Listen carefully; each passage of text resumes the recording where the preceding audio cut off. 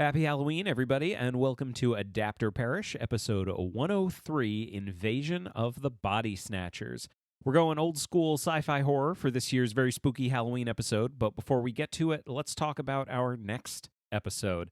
The whole endeavor ended up being creepier than we expected it to be, so for our next episode, we're retreating a bit back to something we always enjoy, kids' books. For our next episode, we're taking a look at the classic From the Mixed Up Files of Mrs. Basil E. Frankweiler. This one's for every kid out there who wanted to run away themselves and live in the Metropolitan Museum of Art. We'll be discussing E.L. Konigsberg's original 1967 novel, the 1973 movie retitled The Hideaways, starring Ingrid Bergman, and the 1995 remake, which went back to the original title and starred Lauren Bacall. That's in 2 weeks on Tuesday, November 2nd. If you have any comments, questions, or corrections about today's episode or any others that you'd like to hear on the show, remember to email adapterparishcast@gmail.com. If you enjoy the show, we'd love it if you would share that with the world by leaving a rating and review wherever you listen to podcasts. We're also on Patreon at patreon.com/adaptcast. We've got a patron-only community and our bi-weekly bonus show, Adapter Parish Plus, with episodes releasing every Tuesday between episodes of this show. We hope you check it out. Show notes from this and all other episodes can be found at adapterparishcast.com. And with that, on with the spooky show, Adapter Parish, episode 103, Invasion of the Body Snatchers. Happy Halloween!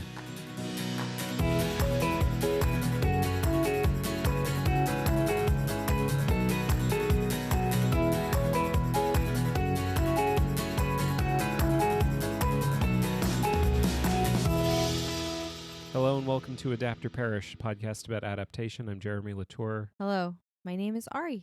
How are you today? I'm doing very well, thank you. That's good to know. Apparently, so the joke is we've been body snatched, Right. but we just sound like NPR. Yeah. Well, maybe I'm... There's a joke that doesn't play very well in audio format, I just realized, which is that we've both been just pointing at each other and shrieking all week. Yeah, that's been happening. Yeah. We'll get to it. We'll get into it a little bit. It's been a whole thing. Happy Halloween, everybody. Happy spoopy season. Welcome to our very spoopy episode.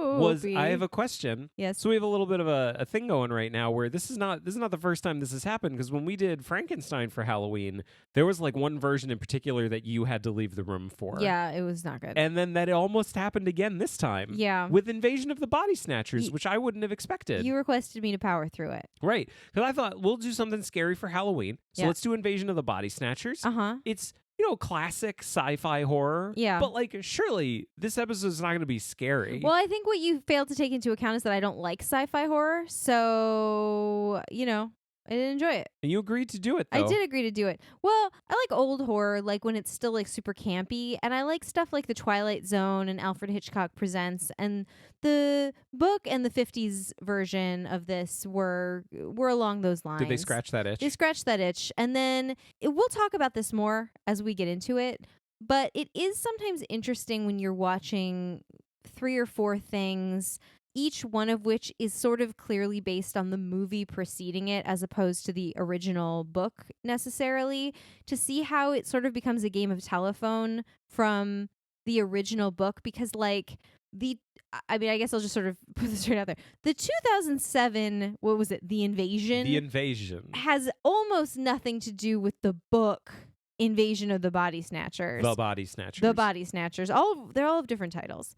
But if you watch all the movies in chronological order, you can see the progression. But if you just saw that book and that movie, you would be like, I guess they bear some resemblance. Yeah, it's like a character name or something like that. Like a very, very basic structure. But it, as I say, we'll get into it. Let's get into it. Happy Halloween, everybody. We're going to talk about the spoopy horror. Happy spoopy season. All right, so let's get right to it. 1956, there was a book that came out earlier because the story was serialized in Collier's from November to December 1954. It was written by Jack Finney, called The Body Snatchers. Mm-hmm. And it is a book about I don't know. I assume people know what Invasion of the Body Snatchers is about. I mean, I didn't really. I've heard the phrase pod people. Yeah. But I did not know that came from this necessarily. Well, I think the funny thing is that we realized that we really screwed up our episodes. We did this out of order. We did the Stepford Wives before Invasion of the Body Snatchers, which I think was silly, only because the thing I like to crow about all the time is context, and it makes things more interesting when you know the context in which they were made. And the thing, Stepford Wives is like a deconstruction. It's like a postmodern deconstruction of Invasion of the Body Snatchers. They bear a certain resemblance. Ha ha ha ha ha. For sure. Whereas the difference here is that the Stepford Wives actually has quite a lot of soul going, quite a lot of soul and emotion going into it. I would say so. Yeah, but ended up starring Nicole Kidman in one of the 2000-somethings remakes. I mean, again, a certain similarity, although again, not to get too far ahead of ourselves, this movie was better than the Nicole Kidman Stepford Wives. Yeah, anyway, I made a little bit of a list of different movies that are kind of based on this same idea or bear some similarity to it. Okay. The Stepford Wives, They Live, The Puppet Masters, The Faculty. Some people have asked if we were going to cover The Faculty in this episode, and we didn't. We're not going to because it's not Invasion of the Body Snatchers, even though it is. There are similarities. You have to draw a line somewhere. Yeah. The Lake, Slither, Invasion of the Pod People. There it is. The World's End from 2013, which is a fantastic movie. Assimilate from 2019. This is by far not an exhaustive list. And even Invasion of the Body Snatchers isn't completely unique. I was thinking, it's kind of like The Thing. Well, The Thing was based on a short story called Who Goes There that was published in 1938. So, it's not like Jack Finney came up with this. But he certainly did hit on something that resonated with people because it got made into a very famous movie that got made into another very famous movie, and then more movies happened. Yeah. And now pod people is in the consciousness. Yeah. Well, much of the same way that Stepford Wife is. Sure.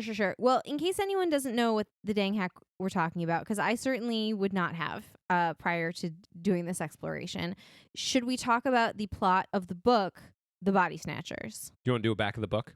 Yeah, why don't I do back of the book and then you can do the full plot summary. Okay. Does that work for you? Yes. Okay. Celebrate one of the earliest science fiction novels by rediscovering Jack Finney's internationally acclaimed Invasion of the Body Snatchers. They renamed it after the movie. Yep. Which Stephen King calls a story to be read and savored for its own satisfactions, now repackaged with a blah, blah, blah, blah, blah, Dean Koontz.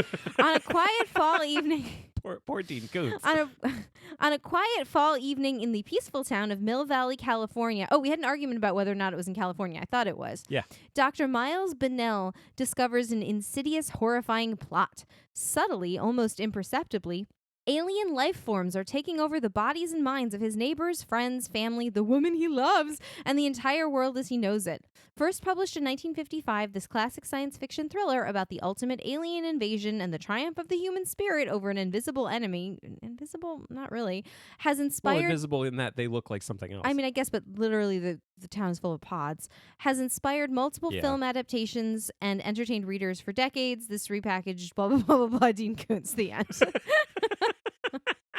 All right, well, that's Invasion of the Body Snatchers. I didn't know Dean Koontz was so intimately involved. What was your expectation of this book? I mean, I thought it would be pretty campy. Yeah. There was more sex in it than I was expecting, for sure. It definitely did not have the kind of urgency that I suppose I would expect from horror, like from people fleeing a threat. It was a little bit more of an intellectual exercise. Yeah. On their parts, I guess I would say. And I know that you had some strong feelings. It's in the first person, and I know that you had some strong feelings about the narrator. So I'll save that and let you talk about that. Shall I? I mean, I guess, yes. Let's maybe we should just sort of jump into the plot, and then the way that you felt about the narrator may come up organically. Okay, well, just to get the record straight, the main character's full name is Miles Boise Bennell. He's 28 years old, and he's been practicing medicine in Mill Valley, California for just over a year. Before that, he interned, and before that, Stanford Medical College. He was born and raised in Mill Valley, and his father was a doctor here before him, and a good one, so he hadn't had too much trouble snaring customers. He's 5 foot 11 inches tall, weighs 165, has blue eyes, and black, kind of wavy, pretty thick, though... He's 5 foot 11 inches tall, weighs 165, has blue eyes and black, kind of wavy hair, pretty thick, though there's already the faintest beginnings of a bald spot on the crown. It runs in the family. He doesn't worry about it. Nothing you can do about it anyway, though you'd think the doctors would find something. Plays tennis whenever he can, so he's always pretty tanned. 5 months earlier, he'd been divorced, and now he lived alone in a big old-fashioned frame house with plenty of big trees and lots of lawn space around it. It was his parents' house before they died, and now it's his.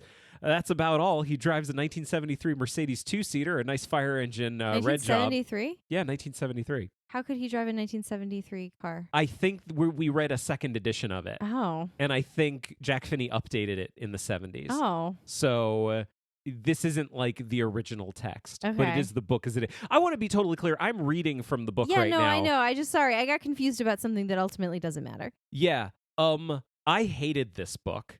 I hated this guy. I hated the way this book was written.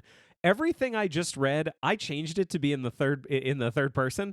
It's written in the first person, and it's like pages and pages into the book before he says, "You know what? Let me just tell you all about myself." Yeah. This is written like the worst kind of like internet fan fiction I have ever read. It reminded me, and this may ring a bell for our demographic.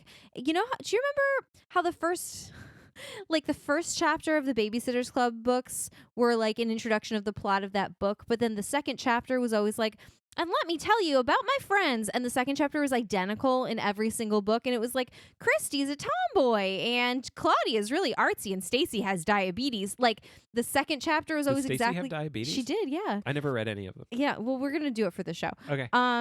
The second chapter was always the same sort of exposition in a very blunt way. That was how his description of himself made me feel. I hated it.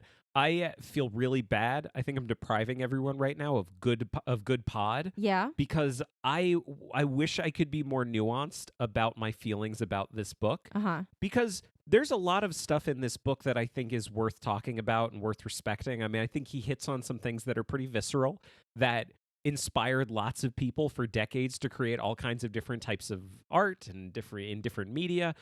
I get all of that, and I'm not trying to diminish that aspect of the book.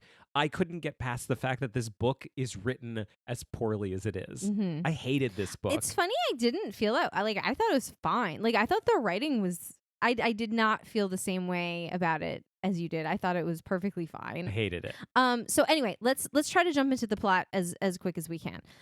So there's this guy. He's a doctor in the town, and one day an old sweetheart of his comes to him and says, Becky Driscoll. She says, "My cousin's acting really weird." She says her uncle Yep. isn't her uncle, like her uncle that raised her. He's like, "Oh, well, she's probably having some kind of psychological Can I problem." read the way that Miles describes his old flame Becky? Sure. Becky has a fine, beautifully fleshed skeleton. Too wide in the hips, I've heard women say, but I never heard a man say it. Yeah. They do bone in this book. Like, They sure do. Yeah, they do. We'll get to it. And he's talking about her sister. She was red-cheeked, short, and plump, with no looks at all. She never married, which is too bad. That's Wilma. Also, he's a terrible doctor because he was trying to figure out how she could be so paranoid. And he literally says, I couldn't see Wilma letting mental troubles get to her, but still, you never know. It's like, you're a doctor. That's not how mental troubles work. I mean, it was in the 50s. Yeah, that's true. Yeah, you got to remember the time. And he's like, "Oh, Wilma, like it'll be okay. You're under some stress, and this happens to everybody. But like the thing you have to remember is like it's your brain telling you something that isn't true." And how do you know Uncle Ira isn't Uncle Ira? And she says he just doesn't seem like him. I just don't know. He just isn't. Yeah, like he looks just like him. He talks just like him. I ask him a question about something that only he would know. Like he knows the answer, but he's just like the look in his eyes. It's not right. Something's not right. And he writes this off as sort of a one-off incident. And then he starts hearing these reports like all over town, people reporting, "My sister's not my sister. My mother's not my mother. Some kids from the high school are freaked out because our teacher isn't our teacher." And none of them have anything like that specific to say. It's just like something don't feel right. And he calls his Jewish friend a psychiatrist. It's a heavy implication. He calls Morton. What is it? I don't remember. Morty. He calls Morty the psychiatrist, and Morty Kaufman. I just remember it's Kaufman. Yeah, it's I don't Kaufman. know. He calls Morty Kaufman and says, what's going on? And Morty Kaufman's like, "Yeah, actually, I've seen this too. Like, this does seem to be like some kind of weird mass hysteria thing that is going on. People are freaked out because they think that their family isn't their family," which, by the way, is a real thing. is this Capgras syndrome? I don't know. What is it? Hang on. This would have required some prep before the episode. You should have told me. I would have read it. I would have read up on it. But I really liked it. I liked the kind of specific non-specificity of it. It's Yeah. not like they act a certain way and everyone's saying like, oh, well, it's not my teacher because he's mean. Or she's saying, that's not Uncle Ira, he's too nice. There's nothing like that that's making them different. Everyone is just saying the exact same thing. I don't know what it is, but they're not them. Yeah. And she even there's this part where she's like, Uncle Ira, he has this like scar on the back of his neck that you can only see when he gets a haircut, and he got a haircut yesterday, and the doctor's like, oh, and the scar's not there. She says, no, it is there. That's what's so weird about it. Okay, I was right. Capgras delusion is a psychiatric disorder in which a person holds a delusion that a friend, spouse, parent, or other close family member or pet has been replaced by an identical imposter. So this is a real thing that people have, and it most commonly occurs in individuals diagnosed with paranoid schizophrenia, but it can happen with brain injury and different kinds of dementia. Mm-hmm. However, in this case, it is actually true. But Miles doesn't know that. Miles doesn't know that. And there's a whole thing where he looks into it and he goes back to Wilma and he says, like, I just couldn't do anything. And I love this. I took so many notes. I highlighted so much stuff in this book. Wilma smiled gently and put her hand on my arm the way a woman does when she forgives a man for failing her. It's great. Like, I think that's incredible, but I don't think it's incredible on purpose. Yeah. So this continues to happen. Weird stuff's going on. He decides he's going to take Becky out on a date. And they go out on a date, and barely have they had taken the first sip of their first drink when he gets a call, because he's the only doctor in town, and there's no 911 in these days. I'm sorry, I have to interrupt again. Yes. They're on a date going to a movie. Yeah. Literally, it says, it was a good picture called Time and Again about a guy who finds a way to visit the past. Do you know what Time and Again is? I mean, it sounds like, what's the... It's a Jack Finney book. Oh, is it? Yeah. Is that what they based... Only loosely.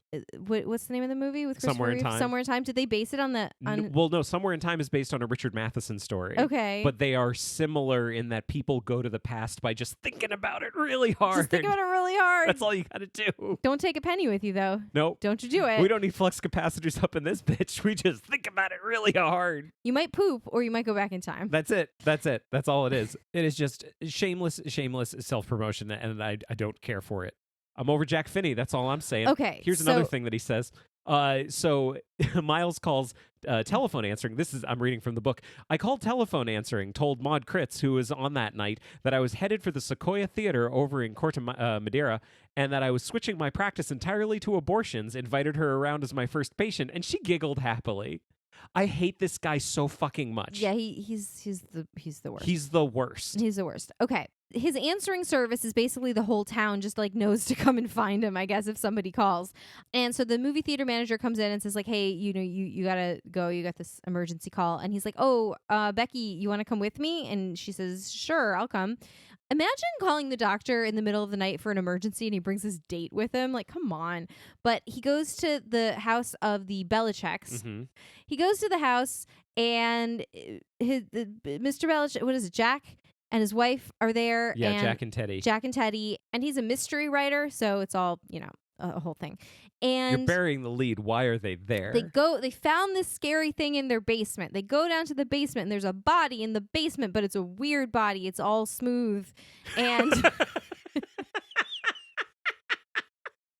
it's just a smooth body. It's just like a beautiful dolphin. Which is not what a body should be. It's not. Bodies aren't smooth. It's like weirdly smooth, but like resembles Jack a little bit, but doesn't have fingerprints. And they're like, this is weird. This is sure weird. Is he dead? There's not a mark on him. Very strange.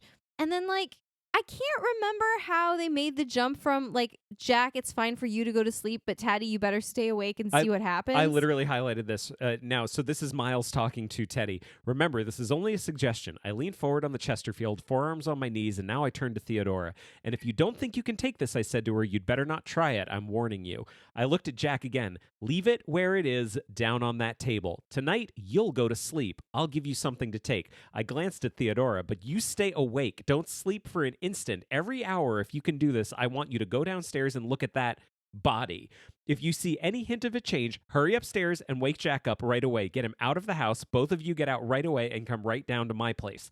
This is a bullshit plan. Yeah. This is a terrible plan. Yeah. It's a plan that makes no sense because if he genuinely thinks that this is a magic smooth body that is going to somehow wake up in the night, why is he just gonna go home? Does he want to fuck Becky that badly? Yes, he does. He does. Yes, No, he does. He does. But B, like, I guess I don't understand. Oh, wait, no, I went on to highlight. Oh. Couldn't we stay with her, Becky said. I shrugged. I don't know, but I don't think so. I think just the people who live here ought to be here. I'm not sure it'll work otherwise. I don't know why I say that, though. It's just a hunch, a feeling, but I think only Jack and Theodora should be here. Like, this is all bullshit. This is all bullshit. This is all fucking bullshit. Like, it's bullshit in the first place that he somehow makes this leap to, like, it's going to turn into you while you sleep. Like, I don't know what about any information that he has at this point would lead him to that conclusion. Like, he's right. He's right. But he's right by accident. He's not right because of anything he knows. Yeah. Okay. Let's try to get through There's a this. thing I've brought up before, which is this idea. This was like a Trey Parker, Matt Stone thing that I always really enjoyed. That's like a good story is the plot is moving along, and then you always have a but or a therefore. So like this person is doing something, but this happens, therefore this happens, but this happens, therefore this happens, and that's how like it's reductive, but that's how like a good story moves along. What you don't want is and then, Yeah. because like this happens, and then this happens, and then this happens, because then you're just kind of on rails at that point. And there's no real momentum to anything, and nothing's happening for any reason. Things are just happening because you couldn't, as a writer, couldn't come up with anything better. This book felt to me like it was just full of, and then this happens, and then this happens, and then this happens. Like, there's no reason for him to say any of these things. Yeah. He happens to be right because Jack Finney already knows the end of the book. Right. So they go back to his house, and sure enough, I don't claim a lot of experience with crying women, he says, but in stories I read, the man always holds the woman close and lets her cry. gross. Becky starts crying and he holds her. Sure enough, Jack and Teddy come tearing over. The things started to change. It freaked her out. Everyone's freaked out. Everyone is panicking. He like has this crazy thought, runs over to Becky's house, and sure enough finds like a body of Becky in the basement. Like, again, there's no particular reason that he should think that any of this is the case. Yeah. But he knows exactly where to go and where to find the thing. He knows what to do. And he finds a smooth Becky. Smooth Becky. And so then they call in Morty again. And Morty basically tells them that they're crazy. They go back to Jack's house. The body's gone. Then they go back to Teddy's house, to Becky's house, and the body's gone. And he's like, you think you saw it. Like, I'm not calling you crazy. Like, I understand that you think you saw it, but you didn't see it. And there's an explanation for all of this that doesn't involve craziness, essentially. Mm-hmm. And of course, what, sort of are led to understand is that Morty's actually already, his name is not Morty, but I don't remember what it is. Yeah, I don't either. It's Kaufman. Yeah. Isn't it? Yeah. He's already Manny? Morty. Sure, doesn't matter. Doesn't matter. He's already turned. And so then the four of them are like, we got to get out of town. So they get out of town and they realize they're seeing these like weird seed pods everywhere. And they're like, this is how they're doing it. Like, it's these pods. They're making bodies somehow that come out of the pods. It's quite hand wavy. Exceedingly hand wavy. Yeah. And this is something that's going to come up time and time again, that like how people get replaced. Like, Unclear. It's called the Body Snatchers, which is weird considering that the actual snatching of the bodies is something that is never actually shown. Yeah, because you would think that it was something that was invading the actual body of the person and like taking their body and taking over their body, but it's not. They're creating a second body. But what happens to the first body, like the original body, doesn't matter. It is That's not my Jack Finney impression. That doesn't matter. Not clear. So anyway, they set a bunch of these pods on fire and they get out of town and they go to spend the night in the hotel. And this was the part where I was like, fire's at the end, isn't it? No, don't they set some on fire like at the side of the road? It's not like the In big the movie. fire. No, I think they do it in the book. It doesn't matter. Oh yeah, they find some in their car. They find some in their car. That's right. And then they like make their way to a hotel and spend the night, and they do go to sleep. This is the thing that like gives the book less of a sense of urgency than any of the movies, because all the movies are like, we mustn't fall asleep. We mustn't go to sleep. We cannot. It will eat us. It'll eat our brains. This is like a couple's weekend. Like they and the Belichicks go to a motel. They go to and a just motel hang out and just hang out and fall and bone. He falls. Very clearly fall asleep because they're really tired because they've been on the run. They wake up again, no sense of urgency whatsoever. They wake up and he's like, she was in my arms and I just couldn't because they'd been kissing before and they were like about to bone and then someone called. So anyway, they do bone in the motel, and if you think we're giving too much time to the fact that they boned, like read the book because it's like They spend a good amount of time on it. So they bone, and then like, okay, now you're gonna have to help me. For no reason whatsoever, they all decide to go back to the They go back to the town town. of the pod people, and then we get the third act. Yeah. Why do they go back? I don't fucking know. Yeah. There's no reason. There's no reason for them to go back. Like, none of them are talking. It's not like any of them have, like, a loved one in the town that they need to go save. Yeah. Like, they are saving themselves. Like, all the loved ones have been turned into pod people at this point. Yeah. There's no reason for them to go back. This is the and then. There's no, like, but or therefore. It's not like but something happens, therefore they have to go back. It's just they decide they need to go back. Yeah. And it's around this time that they realize that the thing that is freaking everybody out, the sort of indescribable thing that everyone's sensing but can't quite put a finger on, is that the pod people, once you're turned, you don't have any emotions. Neither fear nor anger, lust, No passions. no passions. And Everyone gives up all their hobbies. yeah, it's just Not a single side hustle to be had in this town. Nothing. No sides to be hustled whatsoever. And the funny thing was, I turned and said to you, is like apparently in the 50s, everyone was so repressed that it took a while to realize that they didn't have emotions. Like, it's an amazing time capsule. like if you got pod peopled, I would know immediately. And the only thing I would have to do to find out if you're a pod person or not would just be to say something that I know would hurt your feelings.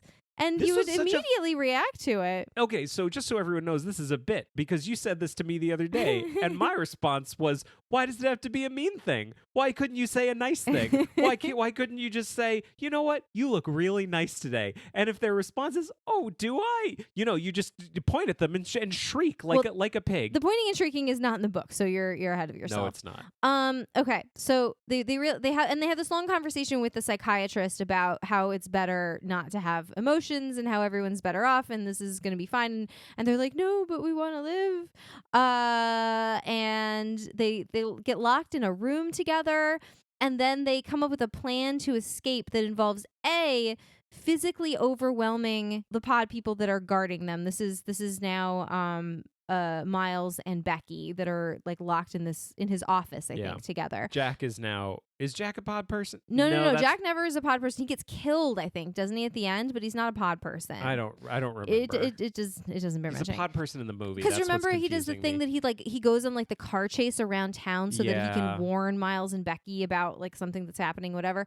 It doesn't matter. They come up with this plot that that like rests on the fact that no one's going to expect Becky to fight because she's a woman, but she's going to fight. Yeah. And they're not going to take into account that there's two of them fighting. And she literally says, this is, I think, the sort of like germ of the thing that you're, the sort of trope that annoyed you, which is like, this isn't a movie. This is real life. I was shaking my head. We've got to think real, Becky. This isn't a movie, and I'm not a movie hero. I hate that. I looked it up. I'll link to it on TV Tropes. I want to say it's called like This Is Real Life or something like that. Yeah. But it's that classic trope of hanging a lantern on the plan Yeah. by saying like, this is not a movie, this is real life, but in fact it is a movie, which the viewers of the movie or TV show or readers of the book understand. Yeah. I hate it. And Becky says words to the effect of like, well, they're going to be expecting me to behave like women in the movies, just standing there and screaming. And I'm not going to do that. I'm going to come out and like stab them with a hypodermic needle or whatever it is. And my response to that was sort of like, no, they're not going to expect anything. They're pod people. Like, they don't know. They don't know what your movies are like. So anyway, they do manage to escape, and they are able to sort of blend in with the town by just like making their faces kind of blank and sort of hiding in plain sight. Is that hang on though, I might quibble a little bit. I don't think that's in the book. Yeah, it is in the book. Yeah, because he comes down and he says like, well, we're one of you now. Oh yeah, no, he's talking to the cop. Yeah, he's talking to the cop, Right. and the cop's like, oh, they were supposed to call me when you were turned, and he's like, oh, Yeah. well, But then I guess they didn't. But then they run. Do you mind if I skip to the end? No, skip to the end. What are they, like in a cave or something? No, they run. They stay in a field like overnight. One Yeah. of the things they find is they find a field of pods, and they decide we're going to fight back. So they burn the pods. They Yeah. burn the whole field of pods. And it's around and about here that they are caught by all the pod people. But the pod people, like, of course, the whole idea behind the pod people is that they are this race of creature that is just trying to survive. Yeah. And what they're realizing very quickly is that they will not survive here on Earth. Because the humans will fight back. The humans will fight back. So they leave. They Yes. float up into space. Yes. Well, the remaining pods float up into space. The pod people, they stay Yeah. because they can't do space floating, which is sad for them. Yeah. But they're not sad because, again, no emotion. Right. And we get a happy ending because the thing we find out about all these pod people is that they're not going to live more than like 5 years. So we kind of cut to the future and we hear about how the town, like everyone, there's just a lot of death in the town. Yeah, they People just all kind of died die out. mysteriously, and one by one, the houses are replaced by new, fresh, Young families. non-smooth people. Yeah. And then the town is back to normal. But that and is- everything is a happy ending. But that is really weird because this is the only version where it's like, we won, but the pod people, we just sort of like had to live in peace with them for a couple of years until yeah. they all died. Like, what a strange way to end. It's this story. strange and unsatisfying. Yeah. Like, it gets points for being memorable, Yeah. but it certainly does not get any points for being satisfying because it's a very unsatisfying end to yes. a story. So that's the book, The Body Snatchers. I bring it back to the Stepford Wives, where like the thing this book I feel doesn't have is any kind of sense of humor about what it is. Oh, yeah. Even though there is humor in the book, but it's humor in that Miles says jokes sometimes. He's a funny guy who jokes to disarm people. But like the story itself doesn't seem to have much humor to it. Yeah. I'm sure someone will disagree with me. I'm sure someone will say you didn't get it, but I did read it. And the Stepford Wives, I wish I read after because it's so much more interesting and so much more fun. And I feel like it's playing on the idea more. Mm-hmm. It's not just taking itself incredibly seriously. Like the Stepford Wives is not a book that takes itself seriously. Yeah. Even though some of the things in that book are horrific. Yeah. This book also is horrific, but like I feel like it's taking itself very, very seriously. Yeah. Which maybe is just a trope of the time. Yeah. But anyway, that was 1956. Yeah. And then like that same year, there was a movie that came out. Yeah. Would you like to move on to the movie? Yes. 1956. Directed by Don Siegel. Directed many other good movies. Dirty Harry, Escape from Alcatraz, The Shootist, which is John Wayne's last movie. Mm-hmm. Written by Daniel Mainwaring. Number of good people: Kevin McCarthy as Dr. Miles Bennell, Dana Winter as Becky Driscoll, King Donovan as Jack Belichick, Carolyn Jones as Teddy Belichick, who showed up on this show last Halloween because she played Morticia Addams in the old TV show. There you go. So that's fun to see her Didn't she again. like tragically die like really young or something? Something like that, yeah. Yeah. It was sad. Yeah. And Larry Gates is Dr. Dan Kaufman. Some things have been changed. It's now in Santa Mira, California. It's a different place, more Southern California than anything else. I'm just going to say this. I understand there are people who love this book. Obviously, Stephen King and Dean Koontz love this book. I think the movie is the reason people like Invasion of the Body Snatchers. Yeah. And I'd never seen it. Had you ever seen it? No. What'd you think of this movie? It was really fun. I mean, like I said before, it reminded me of just like 2 episodes of The Twilight Zone kind of stapled back to back. You know, like a long episode of The Twilight Zone. Like the production values were pretty much exactly the same as television shot in LA at that time. But I thought they did a good job kind of carrying the plot of the story through. Like they definitely like solved some of the logical problems of the, like they introduced some logical problems, but there was some stuff in the book that did not make sense. And they did a pretty good job kind of at least having a reasonable flow of plot that made sort of sense. Yeah. I mean, the one thing that surprised me was apart from the ending, well, there's a framing device that we can talk about in a second. It really surprised me how much the movie was the book. Yeah. I didn't expect that much of the plot to be there. I didn't expect all the characters to be the same and all the beats to be the same. It is an up and down, straightforward adaptation. Yeah. But let's talk about that framing device. Sure. Because this starts out with Miles caught by the army, being interviewed by an army psychiatrist. Yeah. And he's like, you're going to think I'm crazy. I know you think I'm crazy, but I got to tell you about what happened in my town. His eyes are all wild and his hair is all messed up. Kevin McCarthy's real good at playing crazy. Yeah. Real good at it. And then we get the whole movie in flashback. And then at the end, we get this thing where he finally gets to the highway. Now, I know I'm jumping to the end and I'm spoiling this.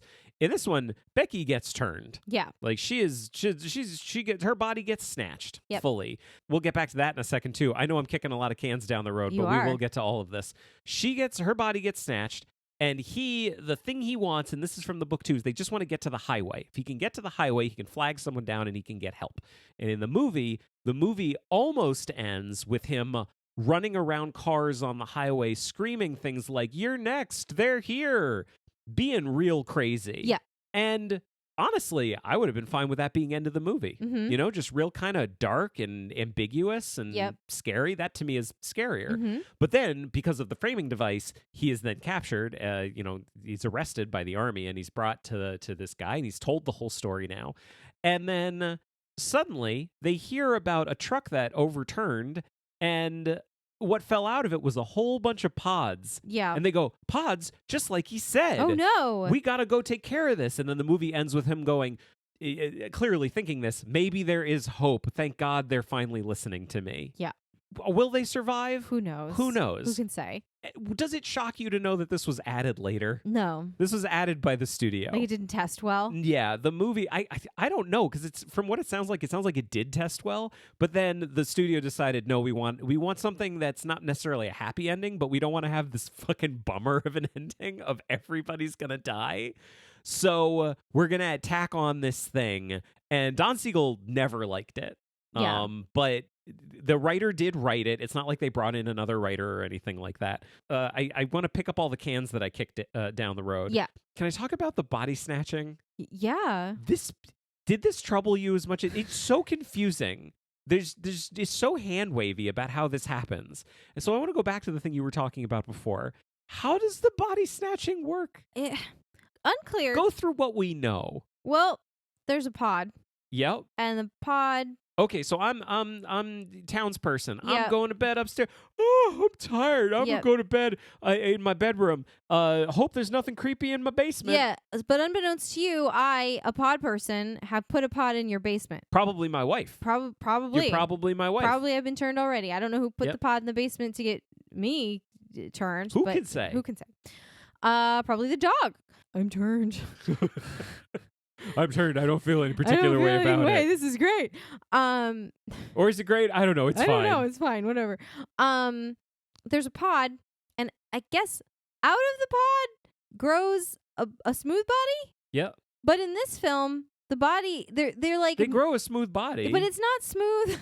Well, it's kind of smooth, smoother than a regular body. No, they just seem like they couldn't spring for the special effects to make the body look weird. Here's the deal: they made this movie for like $1,000 in like 3 days. It was very quick. So anyway, it's like a body. That's hyperbolic, but still. And the body starts to turn into you kind of pretty quickly. Yeah. And it's going to like have all of your imperfections. So like it's smooth, and then it sort of starts to develop the facial features of you, and it's about the same height and weight. And then it'll start to develop like if you have any scars or like your nose is bleeding, for example, or you cut your thumb, like it's going to develop all of those like weird little details. What happens to you? I could not tell you. We're not given to understand. Like all we know is that it creates the smooth body, and you go to sleep, and then you wake up and you're the pod person. Yeah. But like how you get replaced? At what point? Because there's literally a scene in the movie near the end where he's with Becky, and he's got her. They've been running away. She falls asleep, and as soon as she falls asleep, suddenly her eyes open back up, and she looks at him and goes, "Hello, I am pod person." Yeah. And I'm paraphrasing, obviously, at this point. But like, how did the body switch happen? Yeah. Did her body get snatched? What I'm saying is, I don't want to think about stuff like this. Yeah. I just want basic plausibility. Yeah. I want to focus on the emotions. I want to focus on the tension. I want to focus on the tone of the movie. I want to focus on the horror of it. I want to focus on what it's making. I want to focus on how it's going to make me look at you before we go to sleep and go, are you even my wife right now? Yeah. Are you going to wake up and be my wife tomorrow? Am I going to wake up and be me? That's the whole point of a horror story. That's supposed to do. It's not supposed to make me think about like logistics. Like, I don't want to think about the logistics of it. You just need to give me plausible logistics. Plausible. You don't have to spell out every single thing. There can be a lot of ambiguity, but it has to be plausible. And this is like... And consistent. It doesn't seem like it's consistent between how different people get turned into pod people. I mean, this version really kind of sparked something in me, which is that I think I don't like an Invasion of the Body Snatchers with kids in it. Oh, there's a great line in this movie, well, there's too. this scene where they're driving and there's a little kid and he's like screaming because he's scared of his mom. He's like, "It's not my mom."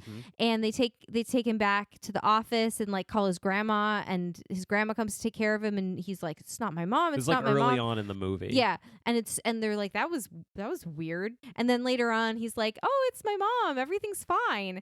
And I said to you, like, I would rather us both be pod people and be happy, relatively, than Calvin be afraid of me. Like, I'd rather, if we go together. That's sort of my parenting my parenting philosophy in general. It's fucked up. Yeah, I know. But that's what we should be thinking about. That's what a horror movie is supposed to do. It's supposed to make you think about this fucked up shit. And Yes. it's not supposed to make you feel good. Yes. Like, horror movies are not supposed to make you go to bed at night thinking like, man, I feel great. I feel great. Yeah. I have nothing is weighing on my mind. I'm going to have no trouble sleeping tonight. I'm going to wake up tomorrow like it's a brand new day. That's not what a horror movie is supposed to do. That's not how they work. Yeah. So I just want to kind of also seed something. I didn't do that on purpose, actually, because this beat keeps coming up. Yeah. But they do it differently in every version, and it sort of like gets more intense in every version. So I just want to like point out this thing that happens. Miles and Becky have fought off the pod people in his office. They have escaped. I don't think they're with their friends, the Belichicks, anymore. They're trying to find them. Not at this point. Yeah. And well, no, in the movie, Jack Belichick does turn. He turns. He shows up at the office That's right. with Dr. Dan Kaufman. That's right. I think he's got a different name in every version. Yeah. Yep. That's fine. And they're like, okay, we need to pretend to be one of them in order to sort of hide in plain sight. And we're going to just make our faces very emotionless and just kind of walk through the town. And suddenly a dog runs in front of a car and Becky screams, "Oh no, look out!" And everybody knows that everyone turns around and knows that she's not a pod person and starts running.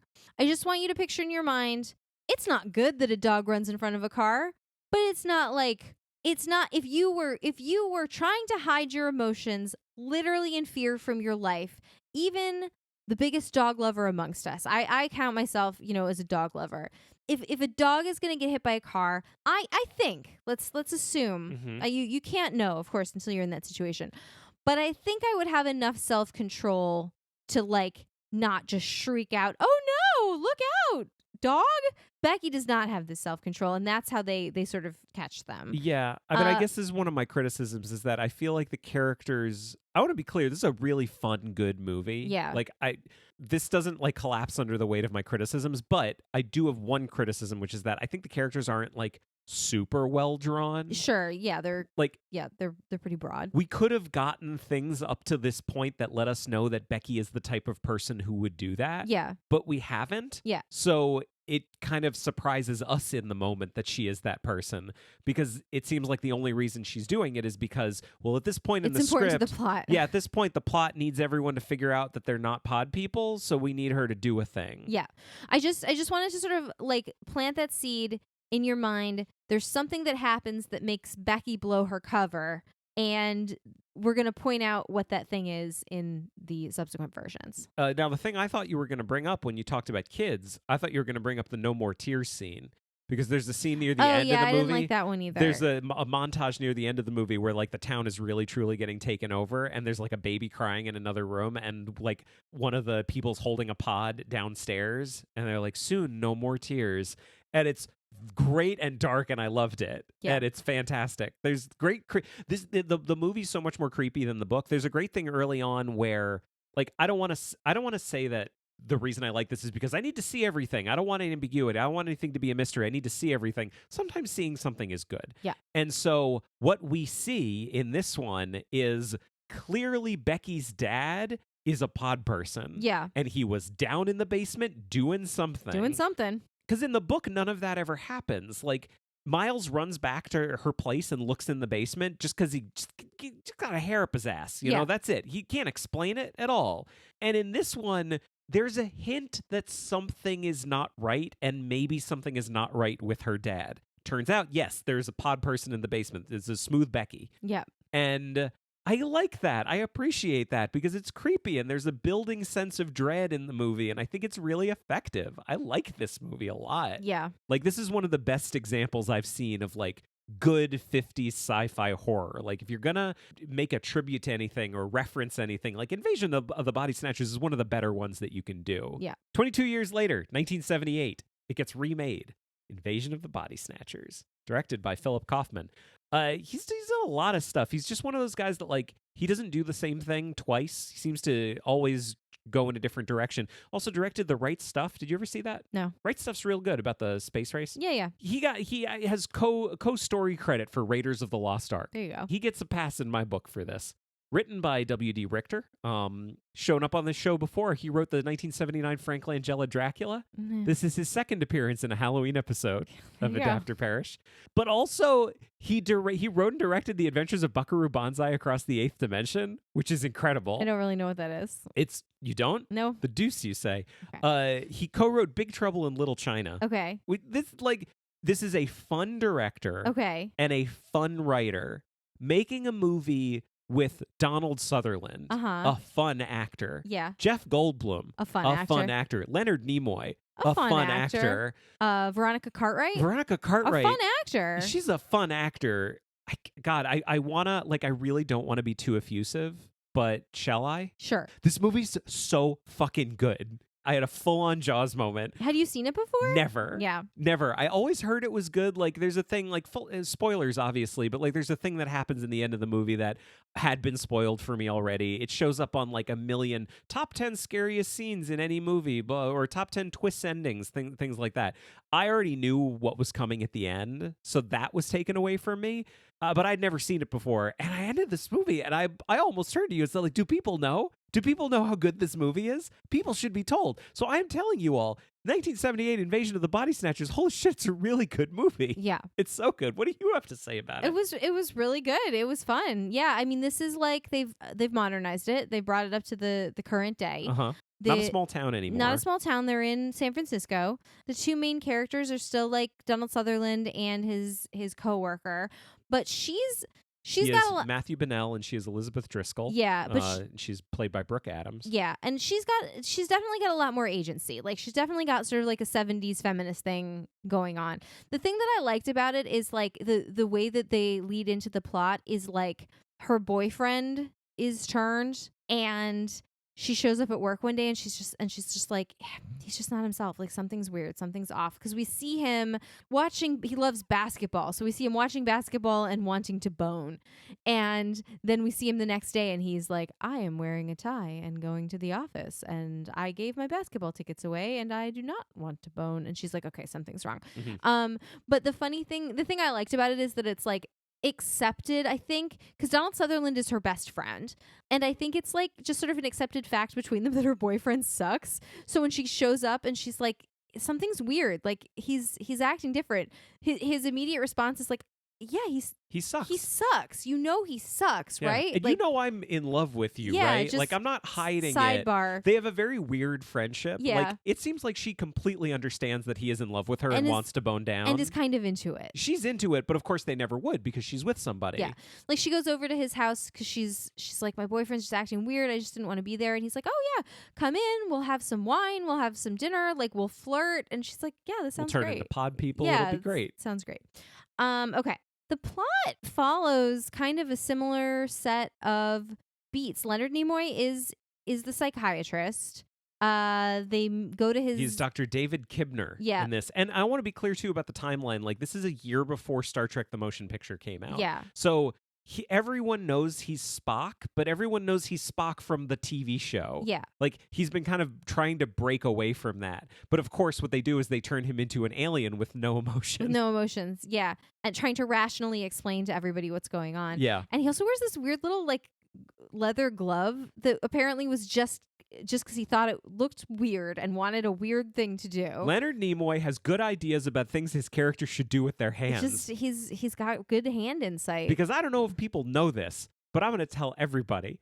Some of you already know what I'm going to say. But the whole, like, Vulcan salute you know? Yeah. The live long and prosper thing. Leonard Nimoy invented that Well, for the show. for the show. And by inventing it, I mean he's Jewish, and that's a Jewish thing. Yeah, I don't know. Like, I don't know what percentage of our audience has been to like a temple service. The rabbi does that. Like, that's how the rabbi blesses the congregation. The rabbi holds their hand You're with doing their, it. People can't see you. with their ring finger extended, with their ring finger and their middle finger separated, and their thumb out. So two fingers, a thumb.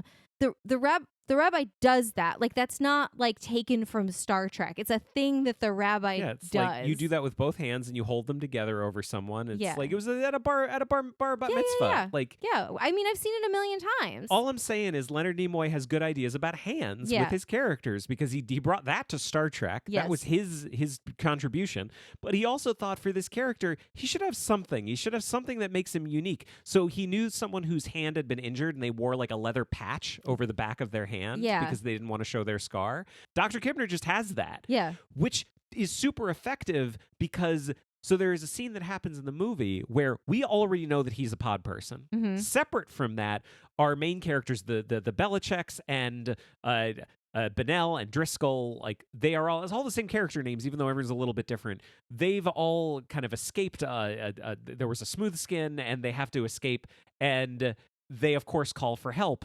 And Brooke Adams, Elizabeth Driscoll, she's lying in bed, and suddenly a hand comes in with a glass of water to offer to her, and the hand has that leather patch on it. Yeah. Which is super effective just from a visual standpoint. Like, it's a great way to say, oh, it's Kibner without having to show his face or have him talk or anything like that. Like, that was really effective, and I really appreciated that. So I would like to pay attention to other things Leonard Nimoy has been in and see what his character's hands are doing. So we've also got Jeff Goldblum, very, very young Jeff Goldblum, as Jack Belichick. Yeah. And he and his wife own like a mud spa. Mm-hmm. And he's a poet. And he's interested in like this psychiatrist's book. And so they all go to the book reading together. Well, he's not interested in it. He hates him. He hates Kibner. Yeah. So Kibner is Bennell's friend. Yeah. So Nimoy is Sutherland's friend, and Jack is. They all know each other. Yeah. Like it's this whole circle. By this point, it can be kind of understood that Kibner is already a pod person. Yeah. But he's a poet, and he doesn't want to be. He doesn't want to have this mud spa anymore. Yeah. But he and his wife Veronica Cartwright, they have to run the place. They have to run it. So they go to this book reading, and when they get there, there's this woman. She's very upset, and Leonard Nimoy's trying to comfort her, and she's just saying like, "My husband's not my husband. I know he's not my husband. I'm very freaked out because he's not my husband. Something's wrong. And he's giving her the whole talk about like, it seems that way, and it's in your mind, and just because it's in your mind doesn't mean it's not real. But you have to like have a conversation with your brain to tell your brain that it's wrong." Yeah. And Elizabeth is like coming into this conversation because she's like, "Oh my God, this is happening to my boyfriend. Like, oh my God, call me."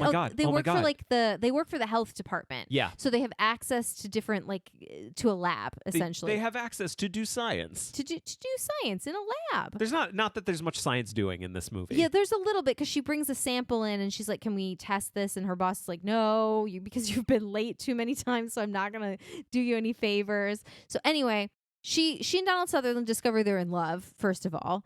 So that does happen. And then they go to the pod factory where they're making all the pods. You're skipping way ahead. Am I skipping too far ahead? You're skipping too far ahead because the Belichicks find, just like in the book, the Belichicks find a smooth body. They find a smooth man. They find a smooth Jeff Goldblum. Yeah. So now there's two Jeff Goldblums. In the sauna. They're both quite smooth because he is very young. Yes. It's kind of a proto Jeff Goldblum. He doesn't have all the ticks and I encourage anyone. Of his performance. I encourage anyone to go and look at Jeff Goldblum's current IMDb photo. It's just a delight. It's incredible. A lot of things happen before they get to the pod factory because we meet the Belichicks. Nancy gets to scream and be sad. And I want to say a thing about Veronica Cartwright. I don't ever want to reduce an actor with as big a body of work as hers to one thing. I don't want to say like, oh yeah, she's the actor who does this thing and everything. She cries and has an intense emotional reaction. Almost in everything I've ever seen her in. She was in Alien. She's in this. She's in one of my favorite movies, Flight of the Navigator. She's been in a million things. I don't want to be reductive, but she's better at it than anyone else working in Hollywood. She's at, like, so just good. falling apart. Just falling apart. in a movie where the way you get past the bad guys is having no emotion. Yeah. That's incredible. She's so good in this movie. She's so good. And I want to bring this up because it's going to come up again in a little bit. Like, again, I think this is reductive, but I feel like one of the things that makes horror work is empathy. Horror is not just about, oh, I'm worried this could happen to me. Horror is, I know what it might be like to be that person that this is happening to. I have empathy for this character. Yep. So I feel like the horror that I don't like tends to be the horror where the things happening to the people who bad things are happening to, I have no empathy for whatsoever. I have a ton of empathy for her. She's like an empathy machine because of just how beautifully heartbroken she can be and how absolutely gut-wrenchingly sad and horrified she can be.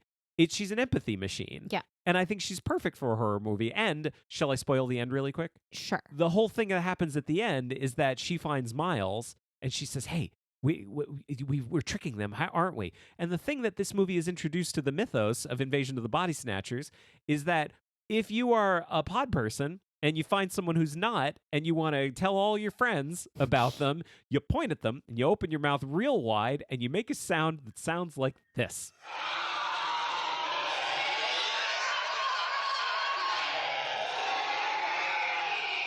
Sometimes you're naked while you're doing it. Sometimes. Donald Sutherland's not, though. But he suddenly does the thing. He Yeah. points at her and he opens his mouth and does it. And that's like the horrifying twist ending is that, oh, no, they got Donald They got Sutherland. him. Yeah, they got him. Everyone's going to die. And the look on her face is she's just like, no. And that's how the movie ends. Yeah. And she's amazing. And I think one of the things that makes the ending work is not just that Donald Sutherland is so scary in that scene, but I think it's Veronica Cartwright is so beautifully and believably emotional in that moment that I think it can't help build empathy with people. Yeah. And I think that makes it more horrifying. Yeah. I want to talk about the equivalent of the dog in the street scene in this version. Oh. Because like it took me a minute to get what was happening. I was confused. Are you going to talk about the dog in the street? Yeah. Yeah. So they're running around town. There's this guy. Did you say he's Jerry Garcia? No, I found out later. I thought it was Jerry Garcia. Turns out the music, he's a busker. Yeah. And the music he's playing was performed by Jerry Garcia. I see. Because he didn't look like Jerry Garcia. Garcia. So you saying that confused me. So I'm glad to have that cleared up. Yeah. But anyway, there's this character of this, as you say, this busker, and he's got a dog, and he's always playing the guitar, and he sounds real good. Mm-hmm. And Donald Sutherland is always greeting him when he's coming in and out of work. So it's like a character that we've come to know. And he's got this dog. And so they're running all around town, and they find a pod near this guy who's sleeping on the ground, and they like sort of halfway smash it. They like injure it in some way, but don't completely destroy it. So then what happens is, the whole scene takes place where they're in the office and they've escaped and they've gotten out and they need to sort of, again, hide in plain sight. This is Elizabeth and Miles. They're trying to make their faces, very Matthew. I'm so sorry. They're trying to make their faces very blank and everything. And there's this big crowd of people in the street, and suddenly running through the crowd comes this like bizarre chimera of a creature with a dog's body, but the face of this like old bearded man. It looks like Richard Harris. It does a bit. And it's just like this weird creature because clearly like the pod got effed up and the two things sort of combined together. And I, as the viewer of the movie, went, oh, what is that? And just as poor Elizabeth is shocked enough to go, oh, what is that? And it makes a lot more sense to like have her be shocked out of her facade of being a pod person by something that's genuinely like horrifying. Yep. Right? Does that make sense? Yeah. So that they clearly were like, well, she's not dumb enough just to like scream because a dog's going to get hit by a car. So we have to make it more shocking, but also still involve a dog. Ooh, also, do you want to talk about the great cameo in this one? Which one? Because there's several. Okay, well, all of them, I guess. So the movie starts, the pods have landed on Earth. These little flowers have landed on Earth, and we're in a park. And on the swing set is a priest, and the priest is Robert Duvall. And you might think, hey, that's Robert Duvall. He doesn't have any lines. I'm sure he'll show up later. He doesn't. He never does. He was friends with Philip Kaufman, and they said, you know what? You should just be in this movie. We're just going to make it weird. We're going to set the mood a little bit. We're going to put a priest on a swing. So Robert Duvall plays priest on a swing. There's a taxi driver in it who is Don Siegel, the director of the original movie. There you go. Which is pretty cool. Remember, he's a pod person? Mm-hmm. And he's like asking them where they're going. And they're like, oh, no, you're a pod person. So they got to get out of the cab. The cameo you're talking about, though, is one for the ages. Yeah. This is like a top 5 cameo. Shit is starting to hit the fan, and they're driving through the city, and suddenly a guy runs up to their car, screaming at them, going, they're here, you're next. And who is it? It's the guy from the original movie. It's Kevin McCarthy. Yeah. Looking great, 20 years older, looking great, so good, runs away and gets hit by a car. Yeah. And dies. Yeah. And it is a beautiful cameo. One of the things that I like is Kaufman was basically saying, like, metaphorically, it's like he's been running around for 20 years. Yeah, that's kind of what I assumed it was. Like, I thought I thought that there was some, like, internal logic to it. Nope. They just thought it was a great way to pay homage to the original. Yeah. I want to read this, actually, because this was from an interview that Kaufman did talking about the ending.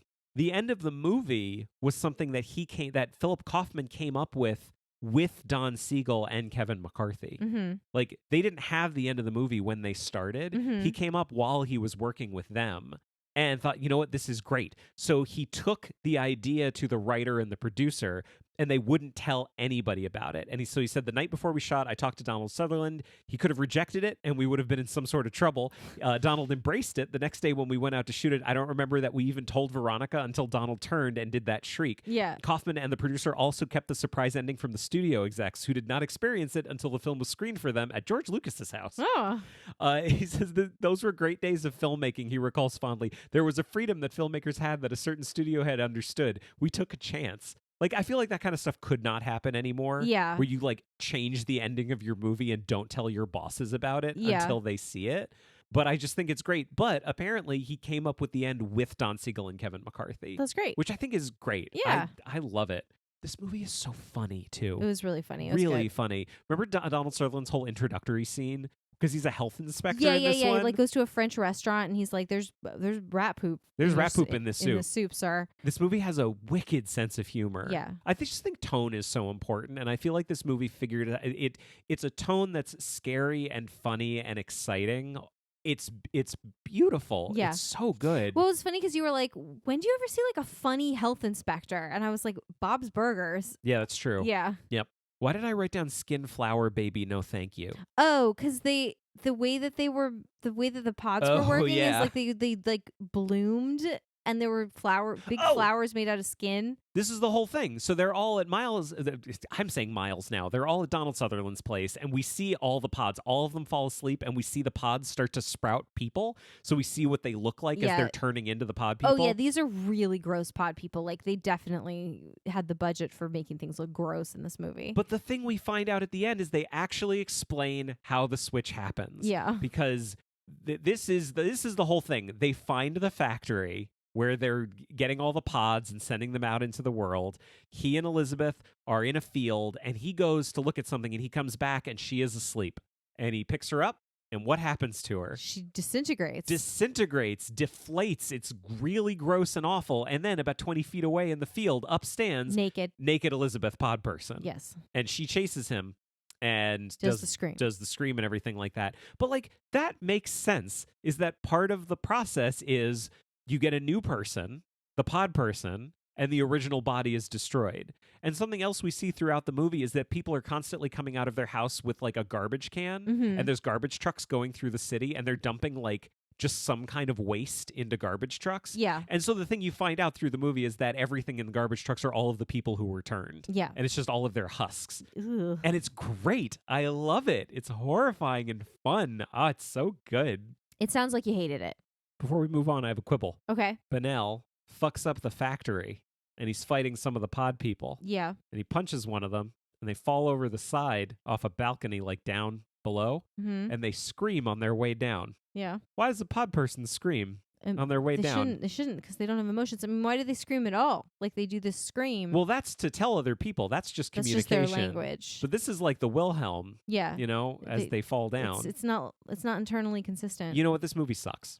This movie really, really sucks. Okay, well, I think we should move on. How was that bit of acting right there? Should I tell everyone what's actually happening? Sure. We took a 24-hour break between my previous sentence and this one. because we were tired. I don't know that anyone would have been able to tell had you not mentioned it, and it is our right to do whatever we want. Of course. So, fine. I think I know why we took a break, though. Why? Because we didn't want to talk about this next movie. Yeah. I think that's safe to say. Mm-hmm. I don't think you want to talk about either of them. No, but here we are. Here we are. So 1993, there was a movie just called Body Snatchers. It was directed by Abel Ferrara. This is kind of a mixed bag director. Mm-hmm. I think he's got like a fan base that looks at him as like a great auteur. Mm-hmm. But then also there's a lot of people who've seen his movies that aren't very good.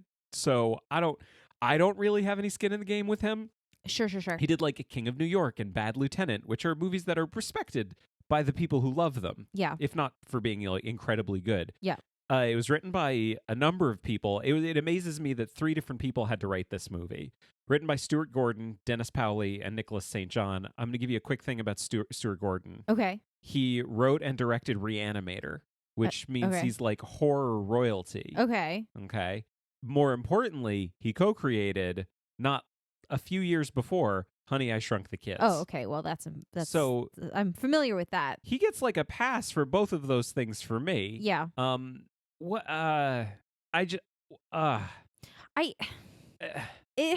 this Mm. what is What? why Why? this movie? What? Why? I just Who? okay.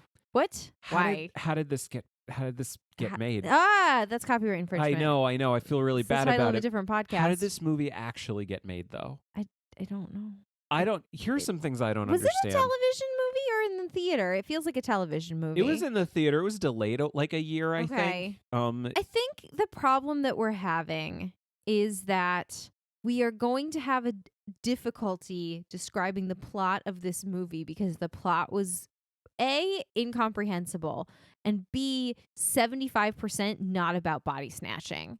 So we can talk about the Body Snatchers, I guess, but I think we're going to get bogged down and confused by like what the hell is going on in like we're confused by the premise. I think we were confused by the premise and who the characters are and why they're there and what they're doing. Would you agree with that?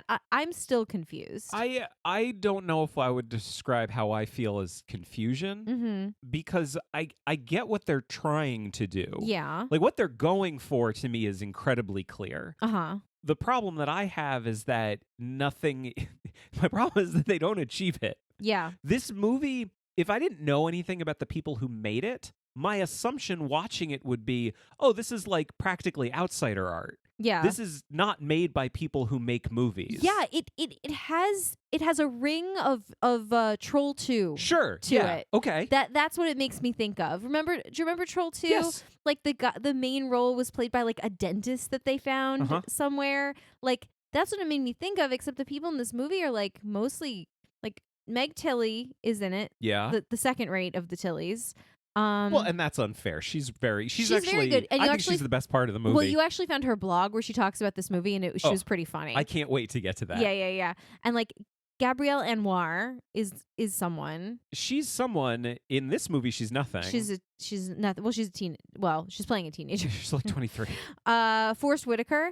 Yeah, he's a real person. He's in 2 scenes. He gets an and Forrest Whitaker Yeah, for his 30 seconds. Arlie Ermy is in a bunch of. I don't know. You know Arlie Ermy. Do I? Yeah. Sound off like you've got a pair. I don't know what that is. What are you talking about? He's the drill sergeant from Full Metal Jacket. I've never seen Full Metal Jacket. He's the army guy in everything. Okay. He's the general who runs the place. Yeah, no, I get that. I've never seen him in anything else. Yeah, you absolutely have. He's the Sarge in Toy Story of the little green army men. Yes, because I would definitely recognize his face from Toy Story. No, but I'm saying you know him in that. You've seen a thing he's in. Arlie Ermy, okay, so how many times when we were watching the movie that I acknowledged that it's Arlie Ermy, at no point did you say, by the way, you keep saying that. What are you talking about? I don't know. I just let it wash over me like the waves. Like Arlie Ermy doesn't sound like a name. I don't know. If you said what part of the sound Arlie Ermy is his first name and his last name. They both sound like Army I have to no me. idea. Which is perfect because you if just any kept saying this word and I didn't know what you were saying. But like if anyone was going to be named anything that sounded like just saying Army twice, it's this guy. Is his name Arlie? R Lee. Ermy. Okay, you just were saying Arlie Ermy. Well, because I thought you knew who he was. He's a fascinating person who sadly passed away recently. Oh, God. He's great. No, the whole story with him, I believe this is the story. This might be partly apocryphal, is that he was he actually was a drill sergeant in the Army, but he was also an actor. Yeah. And Kubrick brought him in, the production team brought him in to be a consultant and to help coach the actor who they got for the drill sergeant in Full Metal Jacket. Uh-huh. And he ended up being so much better that they just put him in the movie. Gotcha. And he's incredible in it. He's like the best part of the movie. And he's just done that character a million times. Yeah. He's in this. Okay. That's all I've got. All right. Gabrielle Anwar plays a person with parents. Yeah. She has a father and a stepmother and a baby brother, a small brother. Yeah. And they rock up into this town because it's a military base. It's a military base, and the dad is doing some kind of consulting work on in the environmental impacts of stuff that's happening. You know, it's funny that you said consulting work. He works for the EPA. Okay, he works for the EPA. But it's funny you say that because in one of the reviews I read for it, they refer to him as a consultant. He's not a consultant. He works at the EPA. Well, he seems like a consultant in the sense that they're very hostile to what he's doing there, which I guess makes sense that it's the EPA. Anyway, it does not matter. The age that she is meant to be was unclear at the beginning because she could literally, the way that she acts and looks and dresses and behaves, we were she is anywhere from 14 to college because the actor is 23. Yeah. And we weren't sure if she was supposed to be an older teenager, maybe home from college for the summer, all the way down to a much younger teenager. Then she does bone someone and the dad gets mad and tells the Army guy, don't you know she's underage? They don't bone, they just make out. Oh, I thought they boned. It was a cutting away from camera type of thing, and they were in the woods together. I thought they just made out. Either way, when they get back to the house, the dad's do you know she's underage? Yeah. So we know she's not 21. Yeah, That's right. all we know. That's the thing. I also don't know what age she's under. She could be 19 and not legal to drink, or she could be under 18 and not legal to bone. I'm actually not sure which age she's meant to be under. Yeah, she could, all we know is she's under 21. She's under 21 for sure. That's all we know. Yeah. And then she's walking around one day. It's day one. It's day one, and she gets picked up by a young woman in a leather jacket and a convertible with spiky hair. And honest to God, I thought, this is the adult that she's going to end up confiding in. Yeah. This is the cool teacher, maybe.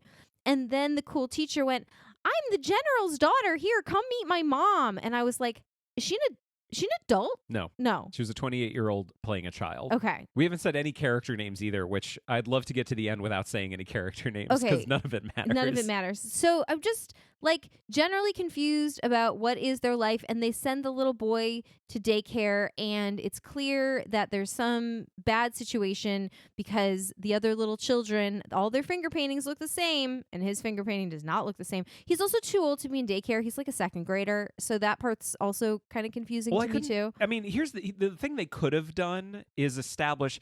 Here's the thing I'm always worried about. I never want to say the kind of stuff I'm about to say and sound like a studio head giving notes to someone. I think I'm stealing a Patton Oswalt joke. Okay. Where, giving a note saying, well, in this scene he has a hat, but we never saw him get the hat. So how did he have the hat? Audiences are going to be confused. That I think it's Patton Oswalt, but that's what I don't want to sound like. Yeah. Is this idea that here's a thing that doesn't need to be explained, but I'm sitting here going, I was confused because this wasn't explained. But it is frustrating when nothing is explained. Yeah. Nothing. So it could have been interesting. Could have added a wrinkle if we understood that, oh no, how long are they there for? They're there for 6 weeks. It is the summer. It is between school years. She's gonna be a junior. He's in it's a summer. It's a rec camp kind Yeah. of thing. It's not. It's not keep daycare. calling it daycare though. And I just genuinely confused about the age of the characters. I'm just saying, some specificity would have made it more identifiable. Yes, knowing whether she was 15 or 19, genuinely, I think would have helped. Yeah. But it didn't. You can't just have characters show up and I'm supposed to go oh, well, I mean, I guess I'll just assume all the relationships. I'll assume everyone's vital statistics and stuff like that. I'll just make up everything in my head. Yeah. Because all they've written is dad, daughter, stepmom, little brother. That's it. That's all we have. Yeah. And it's kind of not enough because we need just a little more specificity to actually identify with anyone. Yeah. Which I don't at all. Yeah. And I will say again, I stated this before in the first half of the episode. I don't like Body Snatchers with kids. I don't like it. Yeah. It makes me upset. And like, it was like I was upset for no reason. It's like, okay, all right, here's the analogy I'm going to use. Sometimes I really like eating spicy foods when the spicy foods are also tasty. Yeah. Like there's a flavor that tastes good along with the spiciness of it.